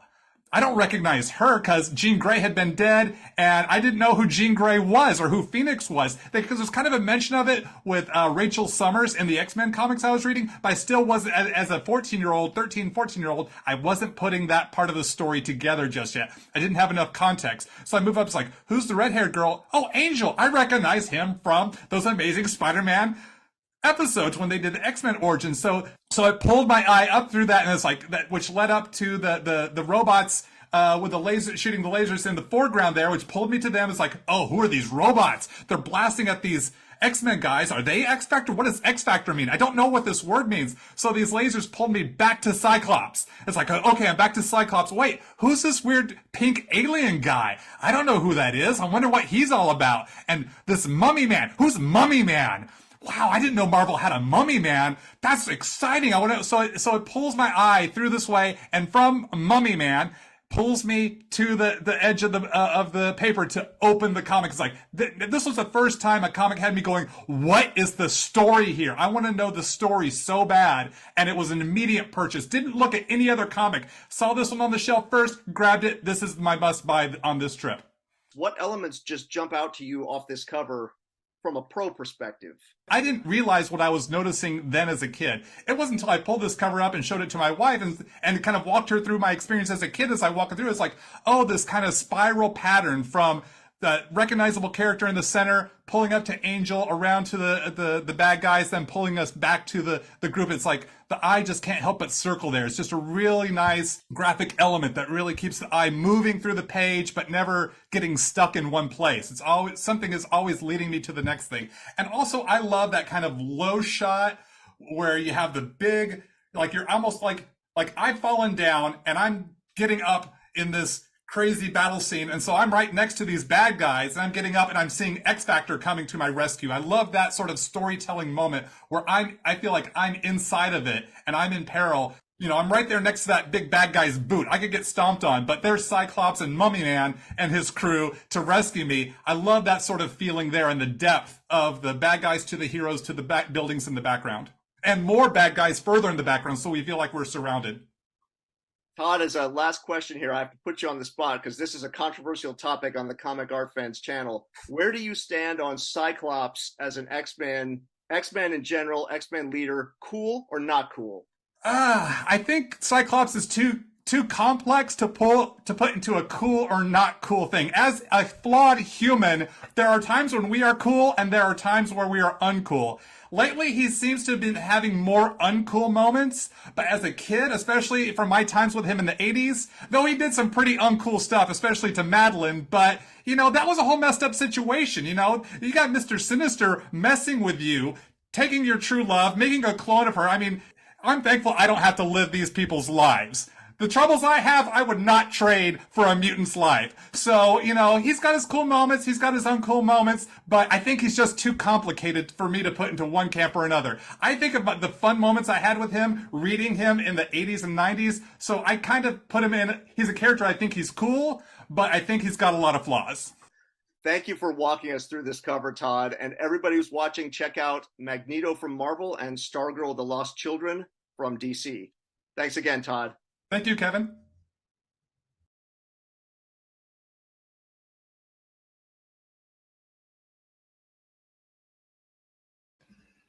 There you have it. Cool, not cool. He's in the cool side for me, I'm sorry to say. But Todd, man, he must have had a couple Red Bulls before he got into that one. He's very excited about that cover. I got to get him on the show after he's had a couple Red Bulls too, and then we can really see what he thinks of Cyclops and X Factor and his time in comics. Todd, I love Todd's work. He that's what Nick just said. He's a quick talker. I know. I got to get him on to see if he's like that all the time, or was he just really excited to talk about that particular cover? But I thought it was an interesting, kind of a viewpoint of his, his young self being led around by by Mr. Friends. So yeah. That was really good. Where in the world is Todd Knock? We'll find that out, Marcus, one of these days. Okay, so let's get to these heritage picks really fast because boy, it's getting late, isn't it? It's already 20 after 11 here on the East Coast. So heritage picks from me this week. Where did I put that tab? Got them around here somewhere. Oh, wait a minute. You know what? While I'm doing my picks, I can bring in the man, the myth, the legend, Chris Snork. Hang out with me right now. How's it going, Chris? Good. Hey, give me a second to switch my headphones. No problem. No problem at all. I got to get these heritage picks up there. But see, I forgot. I didn't realize it. I actually still kept the.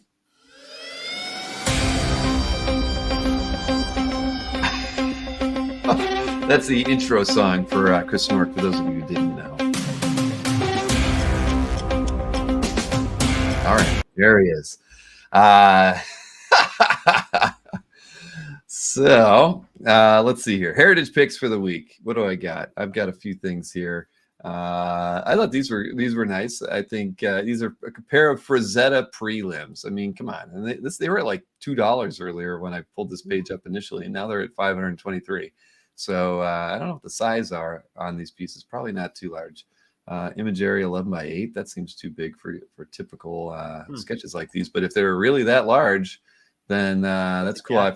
I forget which painting these are from. I know I can picture it, but I can't. It's the one with the stegosauruses in the foreground, and I remember seeing this painting at San Diego Comic-Con several times, in a comic booth, comic book booth.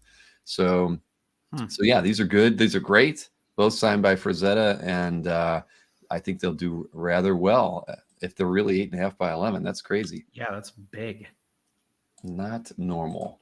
Then somebody I don't think we've ever probably mentioned on the channel before, Brian Froud, or I assume it's Froud, dark crystal painting. I mean, I've seen a lot of Brian's work over the years, obviously being a science fiction fantasy fan that I am. I love his stuff. He's just an amazing artist. And I mean, this one's already over $1,000. You just don't see his stuff on the market too often. And I'm concerned for what's going to happen to Jesus. Yeah. Yeah, this is not the bath he was hoping to get. I don't know. That's why I zoomed in on this guy. But yeah, so there you have that. Something from the Dark Crystal. Kind of scary. But yeah, but good. There you go. Proud is a great guest. Troy says, yeah, can I get him? I don't know. That would be kind of cool. Then, I mean, Rick Leonardi, he's riding high, right, from his Spider-Man 2099. Yeah. That's not the soap. Rick. Boy, man, I can't pay attention to the chat, guys, when I'm running the slideshow here.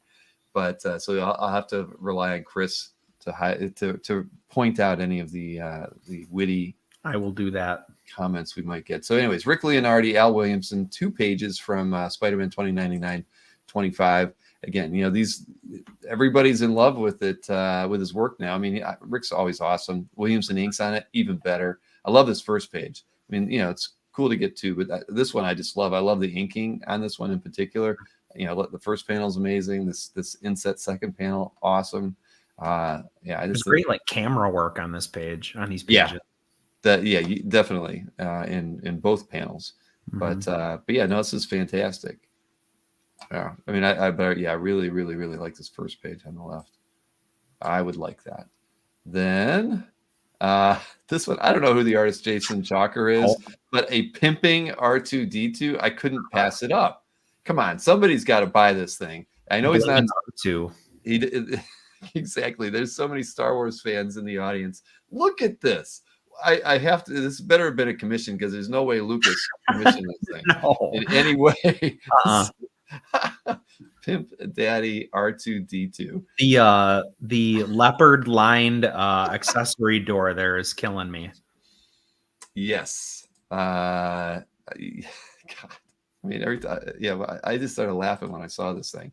Wow. This thing is too much, right?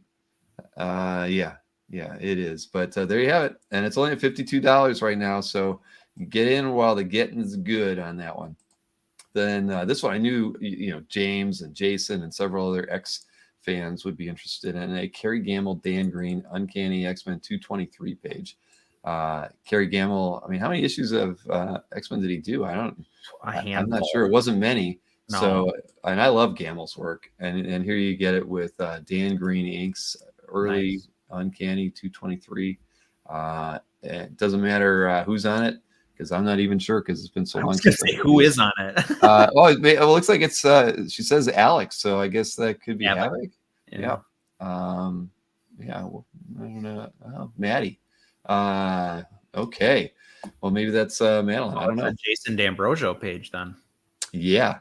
Oh, Jason says fudge. I don't have one of these. Well, there you go.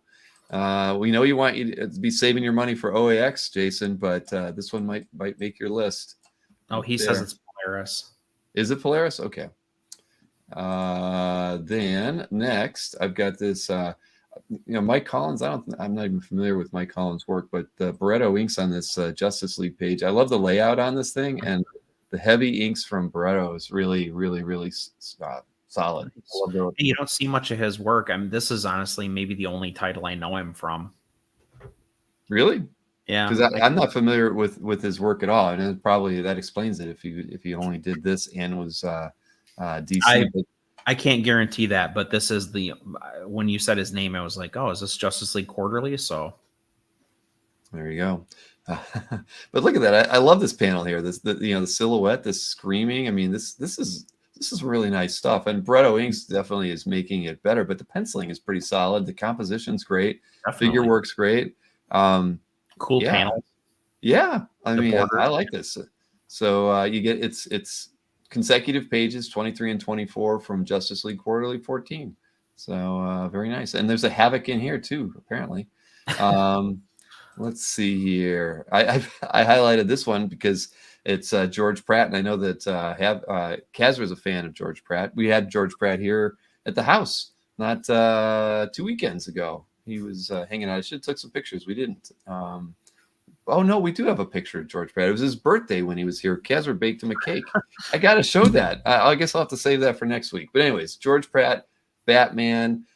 George will be doing a piece for the auction like every guest will be. And, it'd be great if we could convince him to do a Batman for the auction. That would be pretty cool. I would be happy with that. A Wolverine.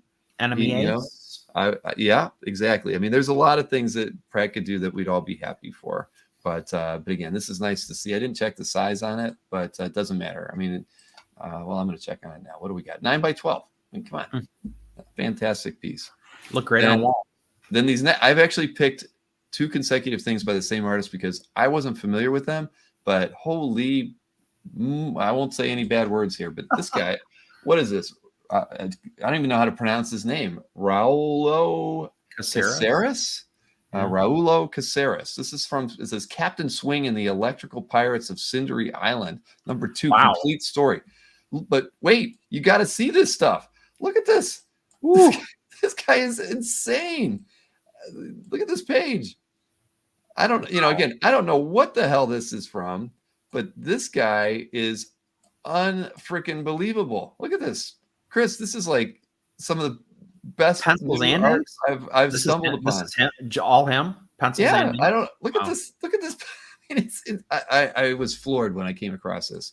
I'm sure there's going to be people in the chat saying, "Oh yeah, we all know Raulo," but you're better than me. Then I've never heard of this guy. Look at this. Did he work for? Did he work for what was the name of that horror comics company that Warren Ellis wrote a bunch of stuff for? I have no idea. Damn, he might have done something for them.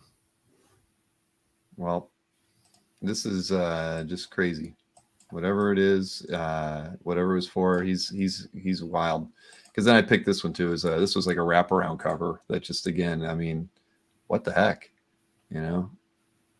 That's great. Yeah. Reminds me a little of Kyle Holtz.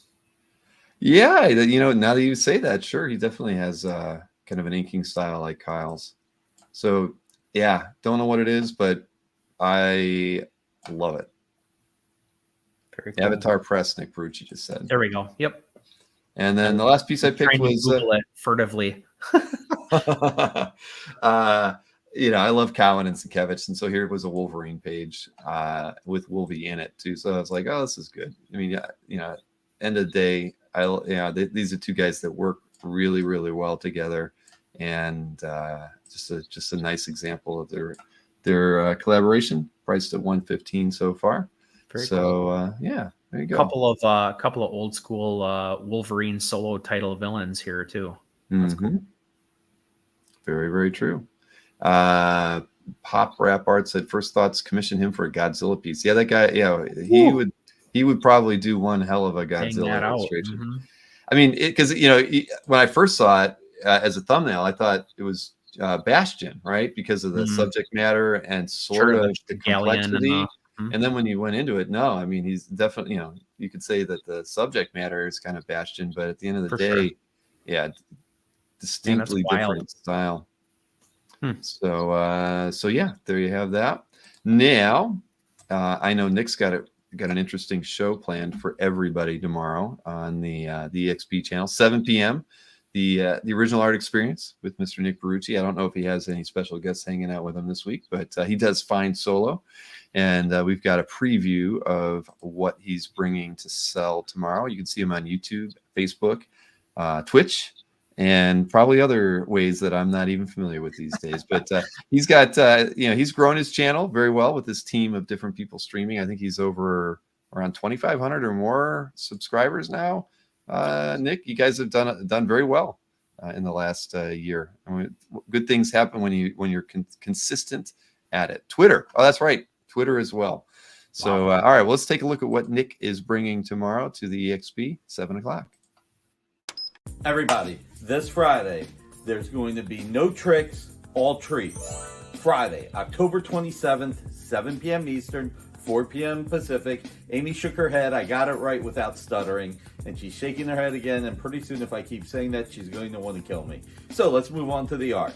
Not only is it going to be all treats, no tricks, there will be some nice surprise bonus items in some of the packages, but might have a few really cool pages at $100 each. So what do we have a lot of? We're going to have a lot of bees. We're going to have a lot of Bagley. We're going to have a lot of Batman. And we're going to have some Brett Booth and more. So let's talk about some of this. All right, Superior Spider-Man number 0. Bagley, Doc Ock, Spidey. So freaking awesome. Check it out. These pages are drop dead gorgeous.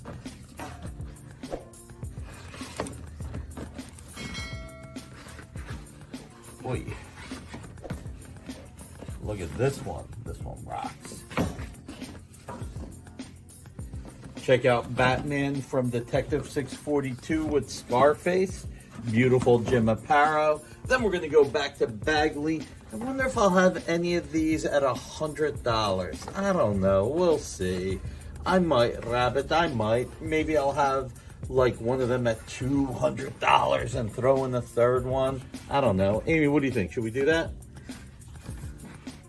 I'm trying to figure out what that reference is from, actually. Oh, Warner Brothers, Bugs Bunny, with the two mobsters that he puts in the oven. And if my friend Bugsy was in here, would I like this match and burn him? I don't think I saw that one. Oh God, it's a classic. And Brett Booth, check out this cover. Even though it may be, check it out. Wally West through all of his life. That is going to be the marquee item of the night, I think. Check out this Teen Titans cover. Check out this Teen Titans splash. Check out this Tyler Kirkham cover to Boss Logic. This is going to rock. I'm going to show this on Friday and talk about it. It will not be for sale, but we'll talk about it a little bit. We'll have some thumbnails. Big Bagley, big Batman, big Booth show. Check it out. Don't pay attention to the sticky. It's an internal code. And who knows, depending on how far we... Capullo Batman. Have not had any Capullo Batman in a few months. Check it out. These are gorgeous. Just gorgeous. Captivating Capullo. I always like the alliteration. Thank you, Stan Lee. And who knows, maybe I'll have these Scarlet Spider pages available. You gotta love Bagley. So, oh, wait, there's more Batman plus Punisher. So, John Romita Jr. These are going to be really affordable, these sketch cards. Like, really affordable. Oh, look, Superior Spider-Man cover roughs. And Spider-Man cover roughs. Check it out. Daredevil. I don't know if I'm going to put this one up for sale. I got burned last time. Somebody bought it right away. That was disappointing. I mean, I was happy for the person, but, you know. Then we'll have some other covers.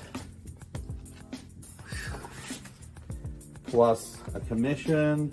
All right, I better put this down because I'm going to damage this. Check it out. Ooh, wraparound cover. Okay, that just went down a little bit in price. Let me grab that. Whew. Man, I'm a mess. Check out this Vibe wraparound cover. That'll be available. So, this Friday, and there'll be a few other pieces of art. This Friday, November 27th, all treats, no tricks, 7 o'clock Eastern, 4 o'clock Pacific. Check it out, the original art experience. Hit that thumbs up and share. And Amy's trying to tell me something. What'd I forget? You said November. Did I say November? I meant October. This Friday, October 27th. I'm always thinking of the future. Anyway, guys, have a great one. Hit that thumbs up, and I will be seen by you on Friday. Take care. Nick will only get through about half of that. That's a lot of art. Yes, that is a whole lot of art. But that's why everybody's saying Nick could go for 3 hours, just like we're going to end up going tonight. But so let's keep this thing rolling so we can get through it. I'm going to do the CAF update now, everybody. So when was the period for this one? I think it was the 16th through the 22nd. Am I right? Yes, it was. Sounds 16th right. through the 22nd. All right. So dealers had a very good week last week. They did just over $415,000 in sales, which is I don't think they've been in the 400s for a very long time. And that was up from like 176 the week before, but that was New York Comic Con. So we can't fault them for that one. But let's see here. So who was number one that week? Actually, Ramita Man number one with 160 in sales. Anthony number two and 111 in sales. Albert 64. Felix 48. Panel Page had 12. And you know Felix is going to have an incredible week for next week, given all of the sales that he's completed in his Felix New York Comic Con masterpiece that just ended today. So expect high numbers for next week. So our top 6 sales from our comic art dealers that I track from last week. Let's take a look what we got here. There's the overall number again. It's right this week, 415,000. We've got this John Romita Sr. Joe Sinnott Marvel Saga number 22 cover from 1987, sold by Berkey, asking price $65,000. Then we also have a Detective Comics 344 twice up cover. Yeah. And this one is, of course, by Infantino and Giella, signed by Bob Kane for some reason. Price on this one was $60,000. Then another one by Berkey, $48,000 sticker price on this one. This was the cover to Amazing Spider-Man 235 by Romita Jr. and Al Milgrom. And what do we got next? Now we have a Albert Moy piece, Batman Spirit issue 1 cover, Darwin Cook. Asking price on this one was $15,000. That's beautiful. And back over to Berkey here with this one, a Conan 11 page by Barry Windsor Smith and Sal Buscema. This is from 1972. Asking price on this one was $14,000. And last but not least, a Action Annual number 1 page. This is page 37. Art Adams, of course, from this one. This is one of those rare issues from DC that I did read and actually owned. That was from that one was sold by Albert for the asking price of $12,500. Did you buy that just because of Art Adams? I did actually, and I thought the cover was cool. I remember that, and it's true. It's funny. It's there you go. So Art Adams is another one. Keith Giffen, John Byrne, George Perez, and Art Adams got me to buy DC comic books. Other than that, okay, I did buy when Frank Miller's Batman came out. I did buy those, but it was the format. I was like, I had to buy them. I think everybody had to buy them. So there you have it. Auction houses had an awful week. They didn't even reach $200,000 last week. eBay, I think, just broke 100, and Heritage literally was like at 98. So we ended up just under $200,000 as a total for auction houses last week.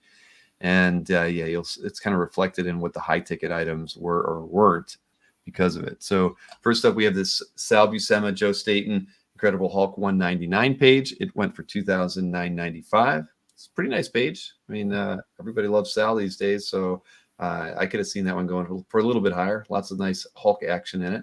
Then you got a great Gary Frank Power Girl number 2 cover. This one sold for $2,230.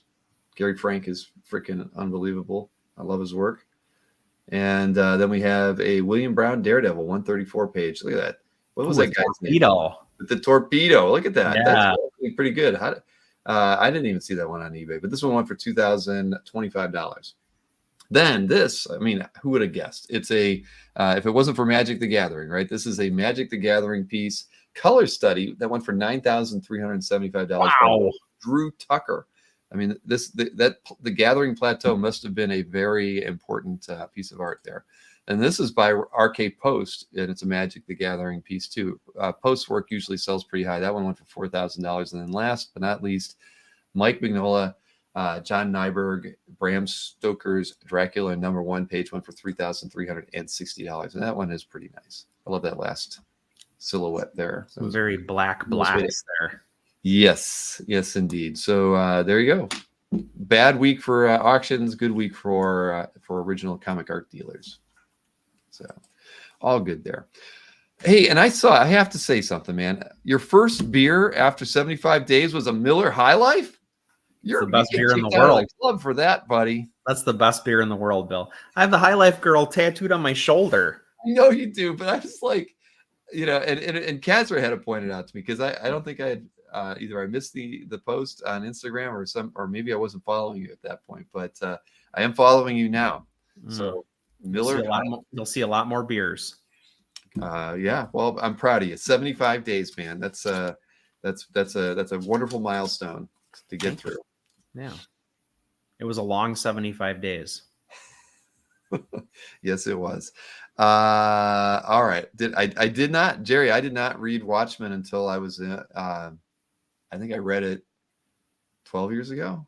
So yeah, wow. I know that's kind of pathetic, everybody. Were you a holdout for some reason? I was, sometimes I get obstinate. It's like everybody says this book is the book, and I'm like, you guys, I believed you when you said that was The Hobbit, and I got disappointed.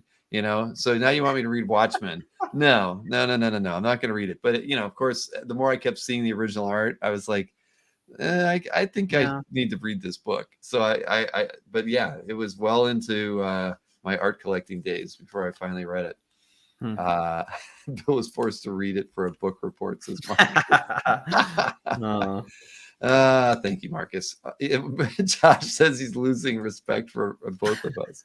Well, hey, I like I said, it's my stubbornness sometimes. When people tell you have to do something, you don't know, I was that way with Game of Thrones. Never watched a single episode. What's wrong with you? See?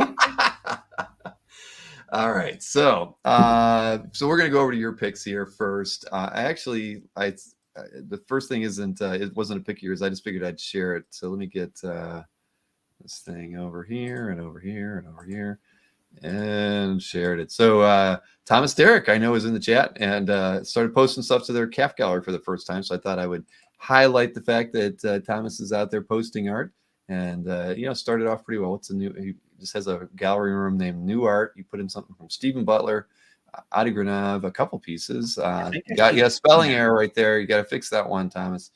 It says Adu Granov on there. So you want to get that right. Then you have Alex Saviuk. That one's the Butler. It's in there twice. So you don't even you got 5 pieces in here. But then you have this Joseph Lee piece that looks pretty cool too. Looks like oh yeah, that's nice. So there you go. Figured I'd highlight it because I know you've been in the chat for so long, and you just started populating your calf gallery. So awesome. Welcome to Calf Gallery Life. All right, now we can go into Chris's picks for the week, and we get to start off with something that I believe was in Mickey's calf gallery. Yes, and it's Giffen Malstead Legion of Superheroes page. Yeah, so we were talking about Giffen on this book quite a bit lately for obvious reasons, but one, it's great to see these, but 2, Ultra Boy is my favorite Legionnaire, and this costume, for whatever reason in particular, I think Dave Cockrum designed that costume, if I'm not mistaken. But yeah, I mean, there's nothing absolutely awesome about this page unto itself, but for me, it was awesome to see this. Yeah, no, it's fantastic. And it's funny, I'm looking at this and, with the vibe I'm getting when I'm looking at this page, I actually start thinking about George Perez Crisis pages, like, is it's an interesting. I memean, George he would have drawn angles like this with hyper detail, and Giffen was just a talented page designer. As far as his anatomy work, I mean, just fantastic. When he was on Legion, again, they're always phenomenal. Yeah, I mean, this is a wonderful piece, and it's wonderful that it's in Mickey's calf gallery as well, because he's I know he was a huge fan of Giffen, and wow, I mean, everybody knows I'd love to get one example from Giffen from Legion of Superheroes from this era. Probably practically impossible. I really want a page from the 5-year gap, but they get snapped up. Marcus said I'm calf spelling shaming. Remember, you can't find the art if it's not spelled right. That's the thing. So spelling is important to everybody. That's why a lot of people, when they have a piece by Art Adams, will actually put him in there, Art Adams and Arthur Adams, because they want to make sure that however you're searching for him, you're going to find him. So anyway, great piece here. Congrats, Mickey. Next up, we have Chris Stevens' piece, Spider-Gwen Civil War variant. And we clicked on that thing, because this thing has a lot of detail in it that you don't see initially. Look at that. So that's kind of why I picked it, because we had fawned over a color piece of his recently, but this just shows so much differently, because obviously it's black and white. So you can really see all these little hatches and things like that, like all these changes in line weights that he frets over, when he puts something together. In addition, it's a pretty cool composition. It's a nice idea for a piece where, her head is like, supersized in the background.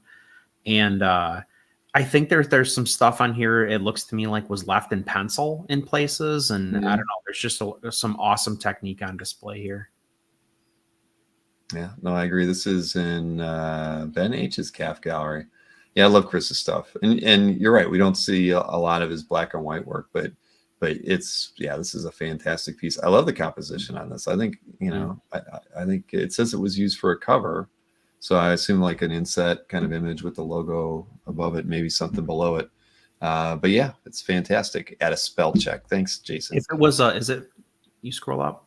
Yeah. Let's say, so Civil War, it probably had those big bars with the titles in them. Right. Yeah, we don't have a published image with this one, but congrats, Ben H, for picking that one up. Now we got a Dr. Fate by Tom Derenick, or Derenick, as we were arguing about yesterday. I have never known how to pronounce his name either. I love how so this piece is I picked it because of I love Dr. Fate, but how effectively layered this is. So the tonal stuff that he's doing in the background, yeah, exactly, with the clouds and how Fate like pops out from that, because he's inked in a different tone. And like he almost actually changes style of inks between the foreground and the background, or the subject in the background and the foreground. But there's just so much going on here, and it's so effectively layered. So this is recent. It was that's why I was kind of curious. It was picked up at New York Comic Con. So that's awesome, man. He is that's like at the top of his game kind of piece. I agree. And for a commission, this bangs. This is awesome. Wow. But we got to get Derenick to OAX in 2025. Maybe. This is great. Dang. Dr. Fate going old school, says Troy Pierce. That is for sure. Well, congrats to Brian Morris for this pickup. Then this is a piece that I actually had here at the house for a few days. This is Joe Quesada, Jimmy Palmiotti, Ninjak page. And I mean, it's beautiful. I mean, I thought it was fantastic. I helped Jimmy had a friend in need who needed to raise some money, and they sent the art to me, and I got to hold it. I got to scan it, and I think I scanned this one. I think I sent it to him, to Jason. But this thing is wonderful, wonderful, wonderful. But tell me why you love it, because I love. Well, this is a good scan because you can pick up the tonal changes. So like, the tint or the aging. But I love Quesada Palmiotti from this era. This is maybe a little after like my favorite Joe stuff, but like these guys together, I think this is like their best period. the Casada was always like constantly flirting with, if you scroll back up to the top, that panel that goes across the top, he was always flirting with like, you know, Art Deco like images in the backgrounds and things like that in this book in particular. And I love that a lot from a technical drawing capacity. Like that's just top notch stuff. Plus, there's the action on this page is great. Yeah, it really is. I mean, yeah, I thought this thing, because I think it's a little oversized as well. It's just wonderful. I remember when I got the like a handheld photograph of this piece, you know, it looked like this thing was like a stat or something, the way it was lit, but it's not. Obviously, it's all original. But yeah, this very wonderful page. Because I didn't read Ninjak, so I don't really know anything about the storyline at all. But when I saw this piece, I was like, damn, I wish I had a piece from the story. Yeah. So yeah, because the art is so solid. And that was the thing. I went, you know, I got the image, and I'm like, I can't sell it to Southern Comic Geek until I know for sure it's not got whiteout on it or something, because the way there was some glare on it. And Jimmy's like, Bill, I inked all of those. I can tell you, I never used whiteout. I'm like, well, look at the photograph.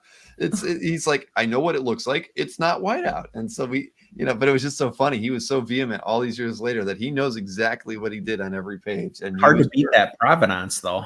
Oh, heck yeah. No.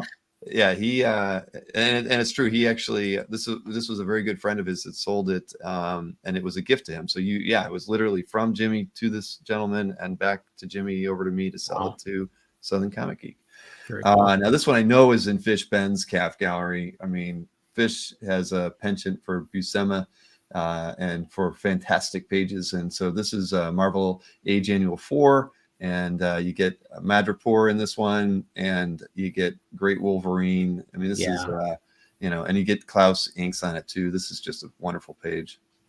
It was so that's part of the reason I picked it, is because of the penciler inker combo. Exactly. There's not a ton of these, you know, to be honest, because that wasn't like a super frequent pairing. But I think the other reason I picked it, well, a couple other reasons. One is I thought it was cool to see Fish getting something like this, because he doesn't stray too much from his niche. But I think the other reason is this is kind of a significant title page. You know, I mean, this introduces a lot of concepts, and it kind of like kicks off a new phase of like Wolverine's character development. So I think that's a cool reason to highlight it. Agreed. I mean, wasn't Madripoor and they hinted at as maybe some of the direction of the movies might take, whatever. But I think this is, it's a great piece. Yeah, I love Jansen's inks on Buscema. This Wolverine here is wonderful. You know, I wonder what you know, just imagine if Jansen inked the Wolverine miniseries, how different it might have been from Rubenstein. Rubenstein did a great job. He did. But Klaus would have made it. It would have had a different feel. But yeah, this is great. Congrats, Fish. It is super significant. He says price is going way up. All right, man. You'll have people flying to meet you one day to purchase this, as you've done for once or twice in the past yourself. So then we have from Tangled Web Art, this Chris Pacello, Tim Townsend piece. And, you know, the two of them together, they're like one of my favorite teams, you know, out there as a penciler inker combo. And this is a great example of why I feel that way. Definitely. I think Townsend is, in my opinion, by far the like best person to ink Pacello, because he feels tighter to me when he's inked by Townsend. He feels a little more like reined in. And for me, like, that's what I want to see from Pacello, is like, there's the, like all the exaggeration and the cartoony elements and things like that we associate with him. But you also get stuff like that middle panel where like Black Cat is all like super tightly rendered and like looks, you know, mean and cool and like all those things next to like the goofy looking Spidey. I think like that's probably my favorite thing about this page. Right. Yeah, no, it's great. I mean, I love this panel right here, just seeing his eyes over his hand on the wheel there. And then the way they did Spidey here, that's negative out. Really, really nice. Gosh. yeah. Anyway, this is a great piece. And let's see, we don't know who Tangled Web is, but they're in the Netherlands, and they've been on the site for, well, almost 4 years. 4 years in February. So and they posted a few things this week that were pretty good. I actually had picked something from them myself. Now I'm kind of curious what it was, because I ended up removing it after I picked it. Oh, it was the Lionel Yu X-Men DPS right there, because I love Lionel Yu, and so there I'm showing it anyway, even though I took it out of my set. Look at those traps on Colossus. Whoa, I know. He's yoked.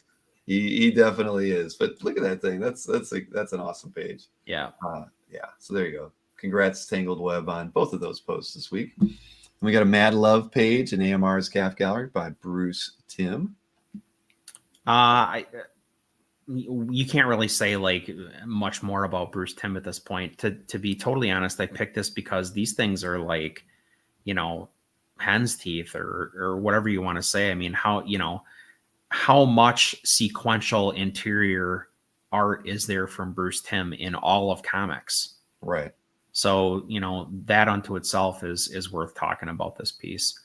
And then when you get into like, I mean, the curvature of the figures, I mean, like the way that he like shows, look how menacing Joker is when he's walking towards Harley there. And look at how psychotic he looks in that next panel. I mean, that's all about like characterization, and like that bottom left panel is so insanely exaggerated, and look at how well it works. Yeah, and I like the panel layout too. This is not something that I can't say we've seen, where this equal shapes here and like that. I mean, it's an interesting approach. I mean, a lot of times, I think we've seen pencilers or the guy doing the layouts just maybe flip flopping the ones here. Yeah, I like that. This is a challenging layout to make work well, and every single panel is top notch. I mean, the perspective, canting it there. I mean, everything about this page is perfect.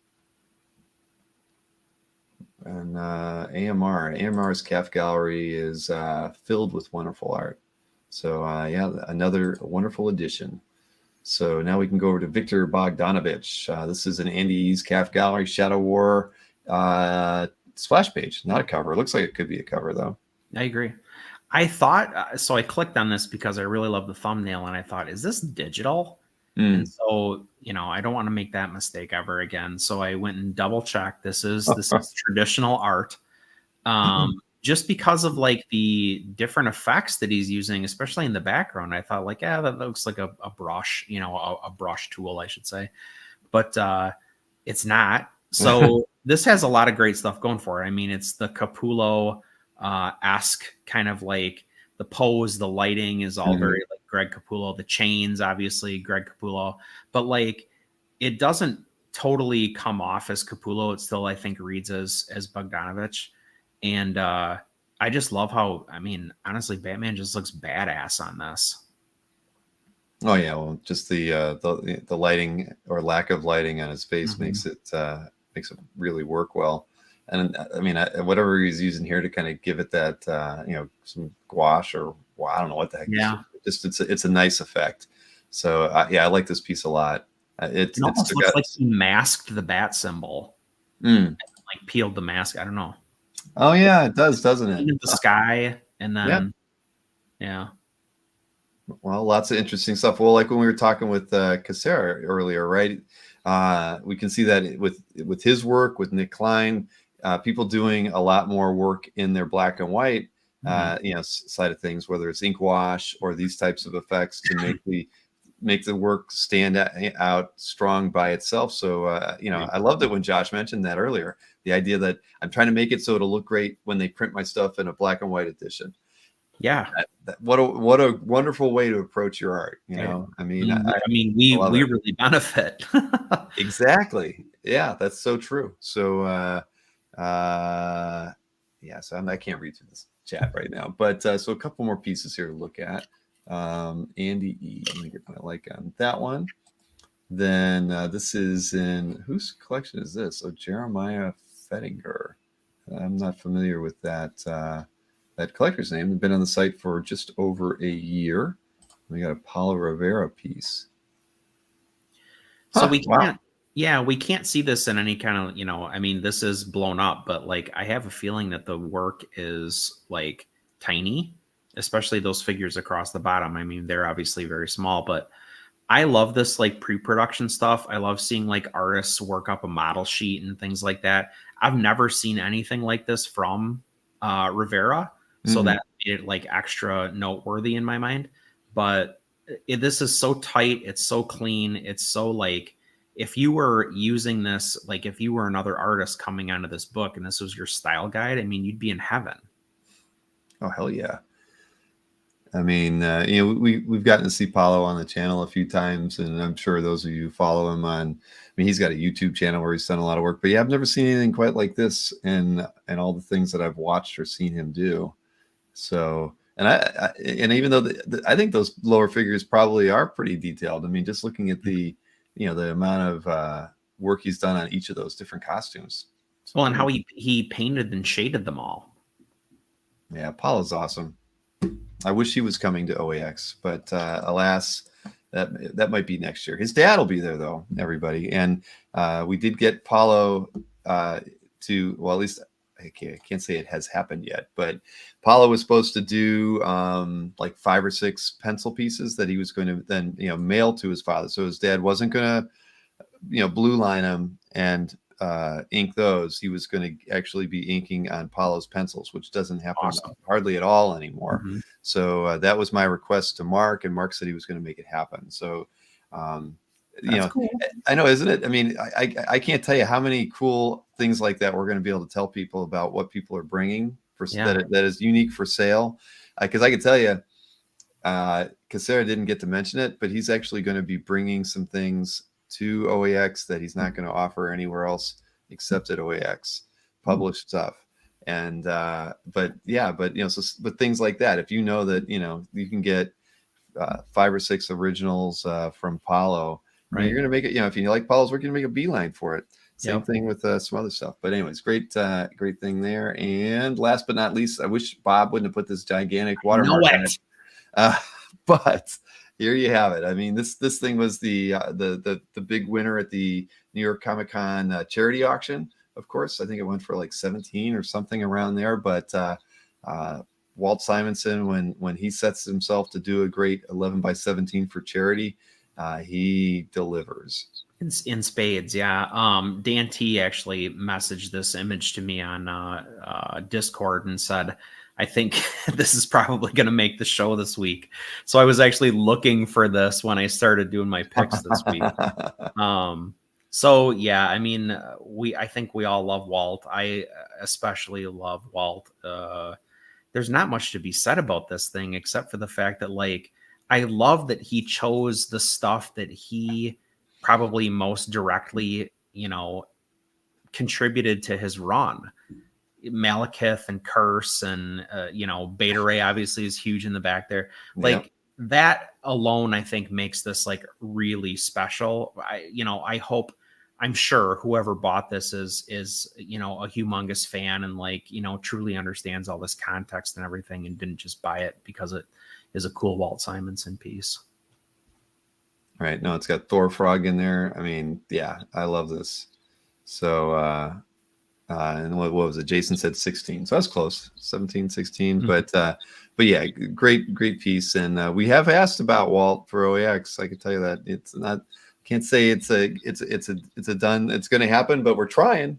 He's probably a little gun shy after he and Louise both caught COVID at New York. I saw they canceled they were supposed to be at a show this weekend and they're not going to make it. Right. So we are going to continue to ask as nicely as we can. So, and we are having to hear, some of the items that we're going to have at the auction, I want 100%, for Hero. And, that was kind of my request for year one. If you can't make it, maybe we can get him to do a piece for the Hero auction. We want to have like 10 or 12 pieces, exclusive to donate, the revenue to. So we'll see. But it would be great to get Walt there. So good picks all around, Chris, as always. Let me go ahead and get mine in here. I thought we would see more New York Comic Con like commissions and stuff. I didn't really pick up.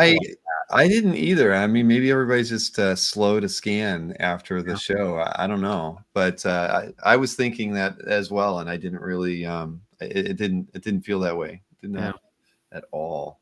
And Nick said he emailed me something. It hasn't gotten here yet, Nick, so I can't show it off. Let's see here. Get my artwork in the queue and on screen. So let's see. Try to size that a little bit. All right. So first up, this is in Paul P's calf gallery, right? Trying to remember. Yep, definitely. Kind of like that Batman piece you had earlier. Mm-hmm. I love the lighting on this thing. I mean, come on, there's just something really, it almost looks like these webs were, knitted together, like it's rope, not webbing. I just thought I like the weighty quality of the webbing if it is webbing, and then just how Spider-Man is just kind of like, it's the style of the anatomy in this piece. It's I don't know really how to describe it. Help me out here, man. Well, he's very spidery. It's like, okay, that you could say that, yeah. Like especially the fingers and the toes and like those knees, like he's very like spindly looking. And what I think is so interesting about this is I'm trying to think of a time where I've seen Spider-Man like effectively like hoisting himself up like that, like he's being literally suspended by the webbing. Right, because you see that in his hand. Look at his hands. Yeah. He is holding himself up with that. Yeah, there's something about this, a weighty quality with partially with the web, partially with his figure, and even with the these webs that are kind of in the foreground here above him. Yeah, there's just something about this that it's just so well done. I mean, really different. It's I don't know, and it's Sal, right? I mean, from '94. I mean, I like Sal, but I don't like him as much as I like this piece. So, I don't, and that's saying something. I'm gonna remember that. I will be using that for pieces going forward. But I just love it. I mean, this thing really took me. I did not think Sal Buscema when I saw this, but I'm seeing it now, as more. But when I first saw it, I was like, who is this? Jason's asking who inked it. That's a good question. Does it? Might be. It says all, but that can't be, can it? I don't know. Well, Paul didn't write anything in there. I don't know, Paul. I haven't seen Paul in the chat, so we can't ask him. But I mean, if he did, I mean, it's would love to see more inking by him. But at that level, I mean, because it's just crazy. At any rate, congrats to Paul. His collection continues to get better and better and better. This is over in Daryl R's calf gallery, and there were a couple great pieces posted with art by Yo Curry.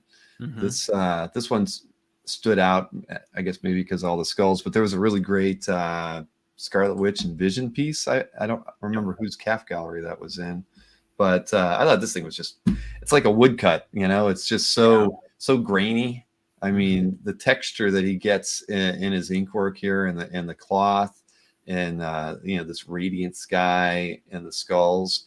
I mean, it's back to like a Dürer piece because I was just gonna say the same thing, or Dürer, or I always lose that guy's name. Anyway, that woodcut feeling to the line work.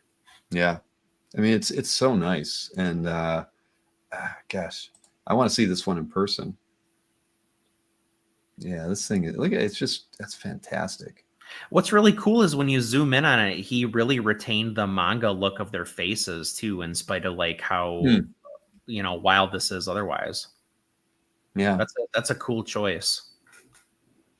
Yeah, it's just the more I'm looking at his line work, I don't know how he does it. Because I mean, it's an artist, it's their style, they just do what they do. But if you're laying down those lines, how does he get the consistency in the line weight in the different areas, and they're so random and woven together, but it just works so well. There's like no overlap. There's no mistake in here. When I look at it, I'm like looking for a spot where he got too close here or something. Yeah, and it doesn't happen. It's almost like he's just flowing when he's doing it. I feel like if you did make a mistake, you'd have to like paint out the entire like interior of the exterior contour line and then start over. Yeah, definitely. So great pickup by Daryl. Congrats on that one, my friend. Then this was in Steve Davich's calf gallery. You know, he, even though it's spelled out Davich, he had to go in and make it change his name to Davich. Steve's a great guy. He hasn't bought his OAX ticket yet, but I believe he's coming. So for those of you who've never met Steve, you get the chance this end of January. I know we booked a hotel room, so he's savvy in that way. But I was looking for, when I was trying to figure out what artwork to use for the show, I always typically pick color pieces, but I thought, it's Halloween horror. Man-Thing's always great. You can never go wrong with Art Adams. And I thought this was great. It was a Man-Thing cover as well. It's just, it's everything you'd want in an Art Adams horror piece. I mean, it's a texture feast. Yeah. I love this piece. So congrats to Steve on that. Steve's got a wonderful collection himself. Then what do we got here? This is in Mr. Jeff Singh's calf gallery. I'd never seen this piece before. It is a Joe Kubert. What was it? From Brave and the Bold? Yeah, Viking print splash. Yep. And I just thought it was really, really nice. It's always cool to see a piece of art that you've never ever seen before. I thought this was as nicely inked and everything, and it feels like he's doing just enough, putting just enough work in here to give you this giant seahorse and this other guy riding the carp, the crazy eyes. Those are Mannix eyes on Colossus right there. If I've ever seen him. But yeah, I just love this piece. I mean, the composition is great. I mean, just kind of cramming the 5 figures basically with the fish and the seahorse as well into that small space. It's wonderful. And I love the lettering on this piece. I love the hand lettering of the Lady of the Lake down there in the bottom and the Viking prince in the piece. It's wonderful. Yeah, and I mean, again, beautiful textures here, and like the lighting effect on the seahorse is phenomenal. Yeah. I mean, it's a great piece. And I think he said, this is part of that recent collection that Jeff picked up. I mean, I can't even imagine what a wonderful, what a haul, right? To pick up a collection that size with this kind of quality work. Fantastic. Then this is something from 10 grand. I'm not familiar with the store, with whatever that is. I love Oming's work. I just thought this was just a cool piece, and it's like, dang, why couldn't I ever get this on a sales show with Mike? This is because I would try to buy it. I love, he has an interesting, approach to his figures and their anatomy.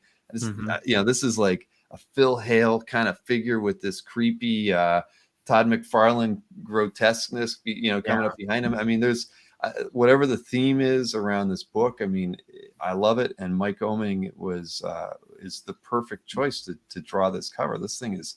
I love it. I want to know about the story because I love this artwork so much. That's what I was gonna say. Is like this makes you want to see like what's going on because it's pretty over the top. It reminds me a little bit of Tony Salmon's. Oh yeah, you're absolutely right. I can see that there too. But yeah, this is cool. I'm gonna save that one for later. I may end up having to buy whatever this thing is. 10 grand. I know nothing about it. Me neither. Let's see, who was it published by? Oh, it was an Image title. Okay. Straczynski, and so it's not his interior work. Somebody named C.P. Smith did not benefit from color. No, not at all. Look at that. Ugh. Yeah. Sorry to say, but this I would own that in a heartbeat. So, wow. We get who was the FM? FM's got a great eye for most everything. Next, this one, I don't know why I picked this one. I'll be honest with you. Fury of the Firestorm. When I was looking at it, I just felt nostalgic. I was looking at this thing, and at first I thought, is that like Bob Layton inks on this thing? Because I know it's like mid 80s, and so I started thinking about Bob Layton inks, and then I looked up at it, and it's like, no, this is Romeo Tangal's inks on Raphael Kanan, and I just kept going back and looking at the artwork, right? And I just like this piece. There's something about it. I mean, I never read Firestorm at all. But the costumes so detailed. It is. The thing that gets me is the machinery and the fact that they drew it, with these heavy blacks. A lot of times, you would think that it would be kind of the opposite, right? But look at this. Throughout it, they do that, and there's something about this piece as an overall work of art. It screams 80s, and I freaking love it. Those the blacks on the machine, they almost make this look like outsider art where somebody's imitating comic style. You know what I mean? Yeah, It's there's something so funny like, yeah, and like this whatever she is, a woman robot, I don't know what the hell she is, but just the costume alone, I mean, they just start cramming in all this extra detail into the figures, and when they've done all that stuff, it's a weird page, but I love it. it's crazy looking. Yeah, That guy's insect helmet, man. I know, and I was just gonna say no Firestorm in it, and then look, there he is on TV in the first screen. The fifth panel. Don't shut up! Your whining makes me sick. I don't know. Hey, whatever. This is a great page. Maybe you could do a dramatic reading of it. And this is in Rick W's Calf Gallery, everybody. Oh, Rick could do it. Yes. So lovely, lovely, lovely. Then what else we got here? J. Lee piece. I just, is it the publish? So it's a concept. Okay, so it's a concept illustration, which explains why it's so kind of heavy. I love the fact that it's rough. I thought maybe he did it as the published piece. I didn't read it all. I just thought, damn, this is a fantastic piece because of how heavy it is. And I love the this figure. The composition of this page is really, really nice. And this is something. It's something for video games. And it's a Spider-Man one. And I just thought, how cool. No Spider-Man in this, but you get Spider-Man's web pulling the baton out of this cop's hand. Yeah. What a great. I love this thing. It's so loose and like gestural, especially like the stuff that's going on with the mob in the back. Like there's just like masses. They're almost like not figures, but they definitely read as figures. This is I mean, for concept art, this is really artsy. Yeah. So let's see here. So let me get my like on there. And Michael Reyes, owner of that one. Marcus, did I say that? I don't think that was not my quote. Just saying it right now. I did not say that. But at any rate, love this piece. And congrats to Mr. Reyes on that pickup. Now this is a little bit of nudity in this one, everybody. Lance Suarez. Lance has been posting a lot of late. I don't know if that's just because he's been buying a lot of late or he's just got calf in his bloodstream. But this is a Tim Conrad piece. This is Tim did I think it was let's see, it's a portfolio plate. I know it was done, in the 70s. It's from 77. But and there's a few of these pieces up on calf. Conrad at this era, man, look at this thing. This is so freaking beautiful. I mean, I'll be honest, when I saw this piece, I was like, holy shit, I need to go buy some Tim Conrad art. So I went and started looking on what dealer sites. I'm like, I got to find some Tim Conrad art before somebody else sees this piece and decides they need Tim Conrad art too, because this is too good. I mean, there's a stabbed monkey on the ground there. I don't know what the heck Tim was channeling when he put all this stuff. But look at this thing. We don't want to keep looking at her bush like that. All right. But this thing sign of the times. Sign of the time. Exactly. Everyone in the 70s had in the 70s had a bush like that. But look at this thing. This is stunning. I mean, that's unreal. I know. And there is airbrush on this, people. Mm-hmm. There definitely is. It does feel right. I thought Stephen Fabian, Troy, when I first saw this too, because this is kind of that era is sort of peak Fabian, but Tim Conrad just has a very different. He has a more comics bent style than like a Fabian that was really geared towards science fiction book illustration. This is just glorious. And What's so cool about this to me is that like the more I look at it, the more he has used tone to do texture. Yes. So like look at how her skin differs from the skin of the demon or whatever, where the demon is like a cooler color and looks glossy, whereas she's a warmer tone and like looks matte. This thing is, I mean, wow. I love this piece so much. I mean, I love it. And all the little touches. I mean, the tree, the clouds, the cinder block. I mean, just all this little stuff. I mean, he puts a ribbon on her wrist. I mean, she's got these wacky long fingernails. I mean, everything about this piece is just like, God dang, he really just nailed it. I mean, that is awesome. And I look, the only decent Tim Conrad piece available right now, Berkey has it, and it's something from the 80s. It's a DPS, and it's okay, but it is not like this. Not this. Yeah. So yeah, I'm sorry, everybody. You're going to have to wait like I am for the next great Tim Conrad piece to come out. Well, you'll be looking now, though. Yes, exactly. I mean, I need, you know what? I need to go put that in my want list keywords tonight. Write Lance a very tender and heartfelt personal note and mail it to him with a kiss and see what happens. Does Lance have like Travis like locked up in the basement because he just keeps posting all of these Travis pieces? I know. I don't know. I don't get it. I mean, remember he sent me the one with the Evil Dead with Astron on it. I mean. He sent me a Travis sketch cover. Either Travis owes Lance something or Lance has got him imprisoned in some way. Could be. But He's got a mercy situation. But at any rate, if you haven't checked out Lance's calf gallery in a while, you got to, because he's been posting a lot of great stuff, and some of it's really nice. I mean, I think one of the pieces that he posted was what was a Wolverine by Travis for Lance's kid. It's like there's a lot of cool stuff he's been posting. Lance pays cash, says Marcus. All right, so over to this Galactus. This was in of course it's going to be in Mikhail's calf gallery, and it would be an artist that I'm not familiar with at all, who only has 3 pieces on calf, counting this one. Louis Joyce. Never heard of him, but I just love this piece. It has so much like electric energy in it. Yeah. And one of the 2 pieces was a Magneto that's on calf, and the Magneto is really, really fantastic too. I don't know who owned that one, but the stuff he chose to do like around the outside edge of the figure almost makes it look like Galactus is laying in the earth.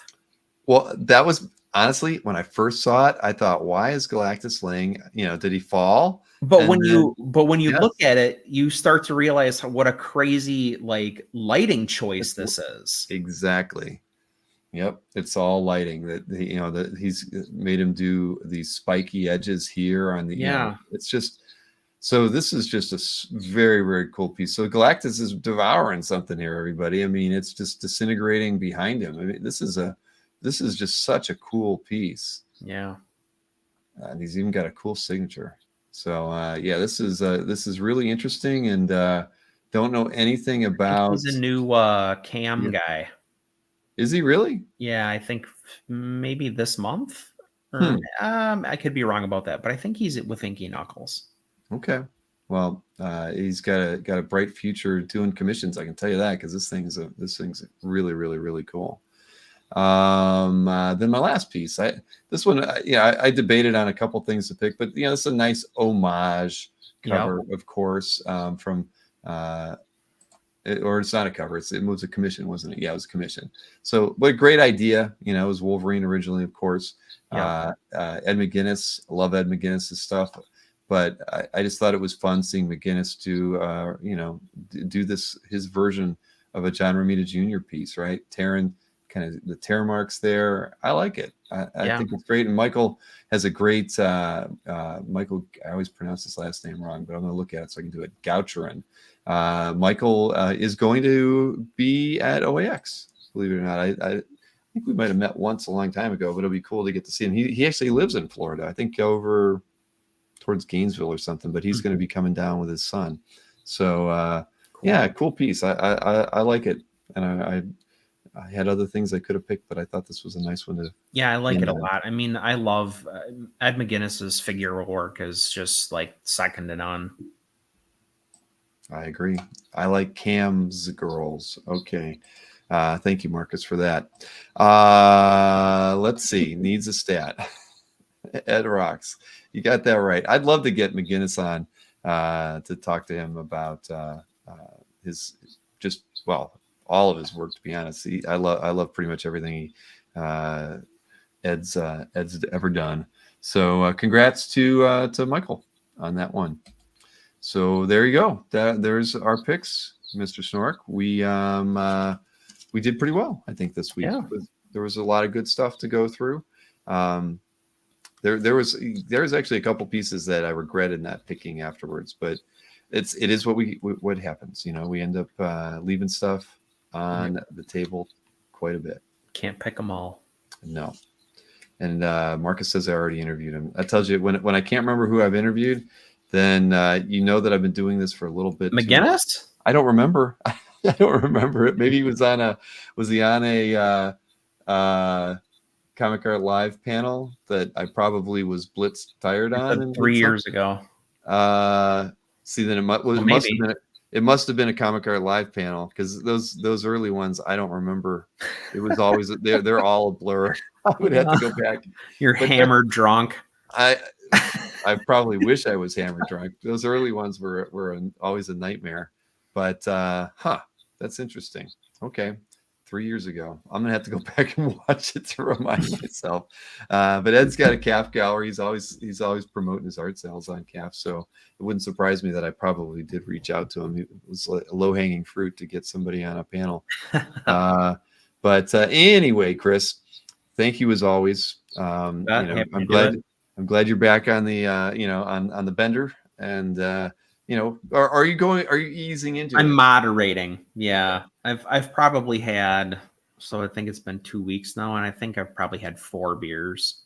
Wow. Yeah. All right. You really are, going into it slow. That's good. Yeah. That's good. But a Miller High Life.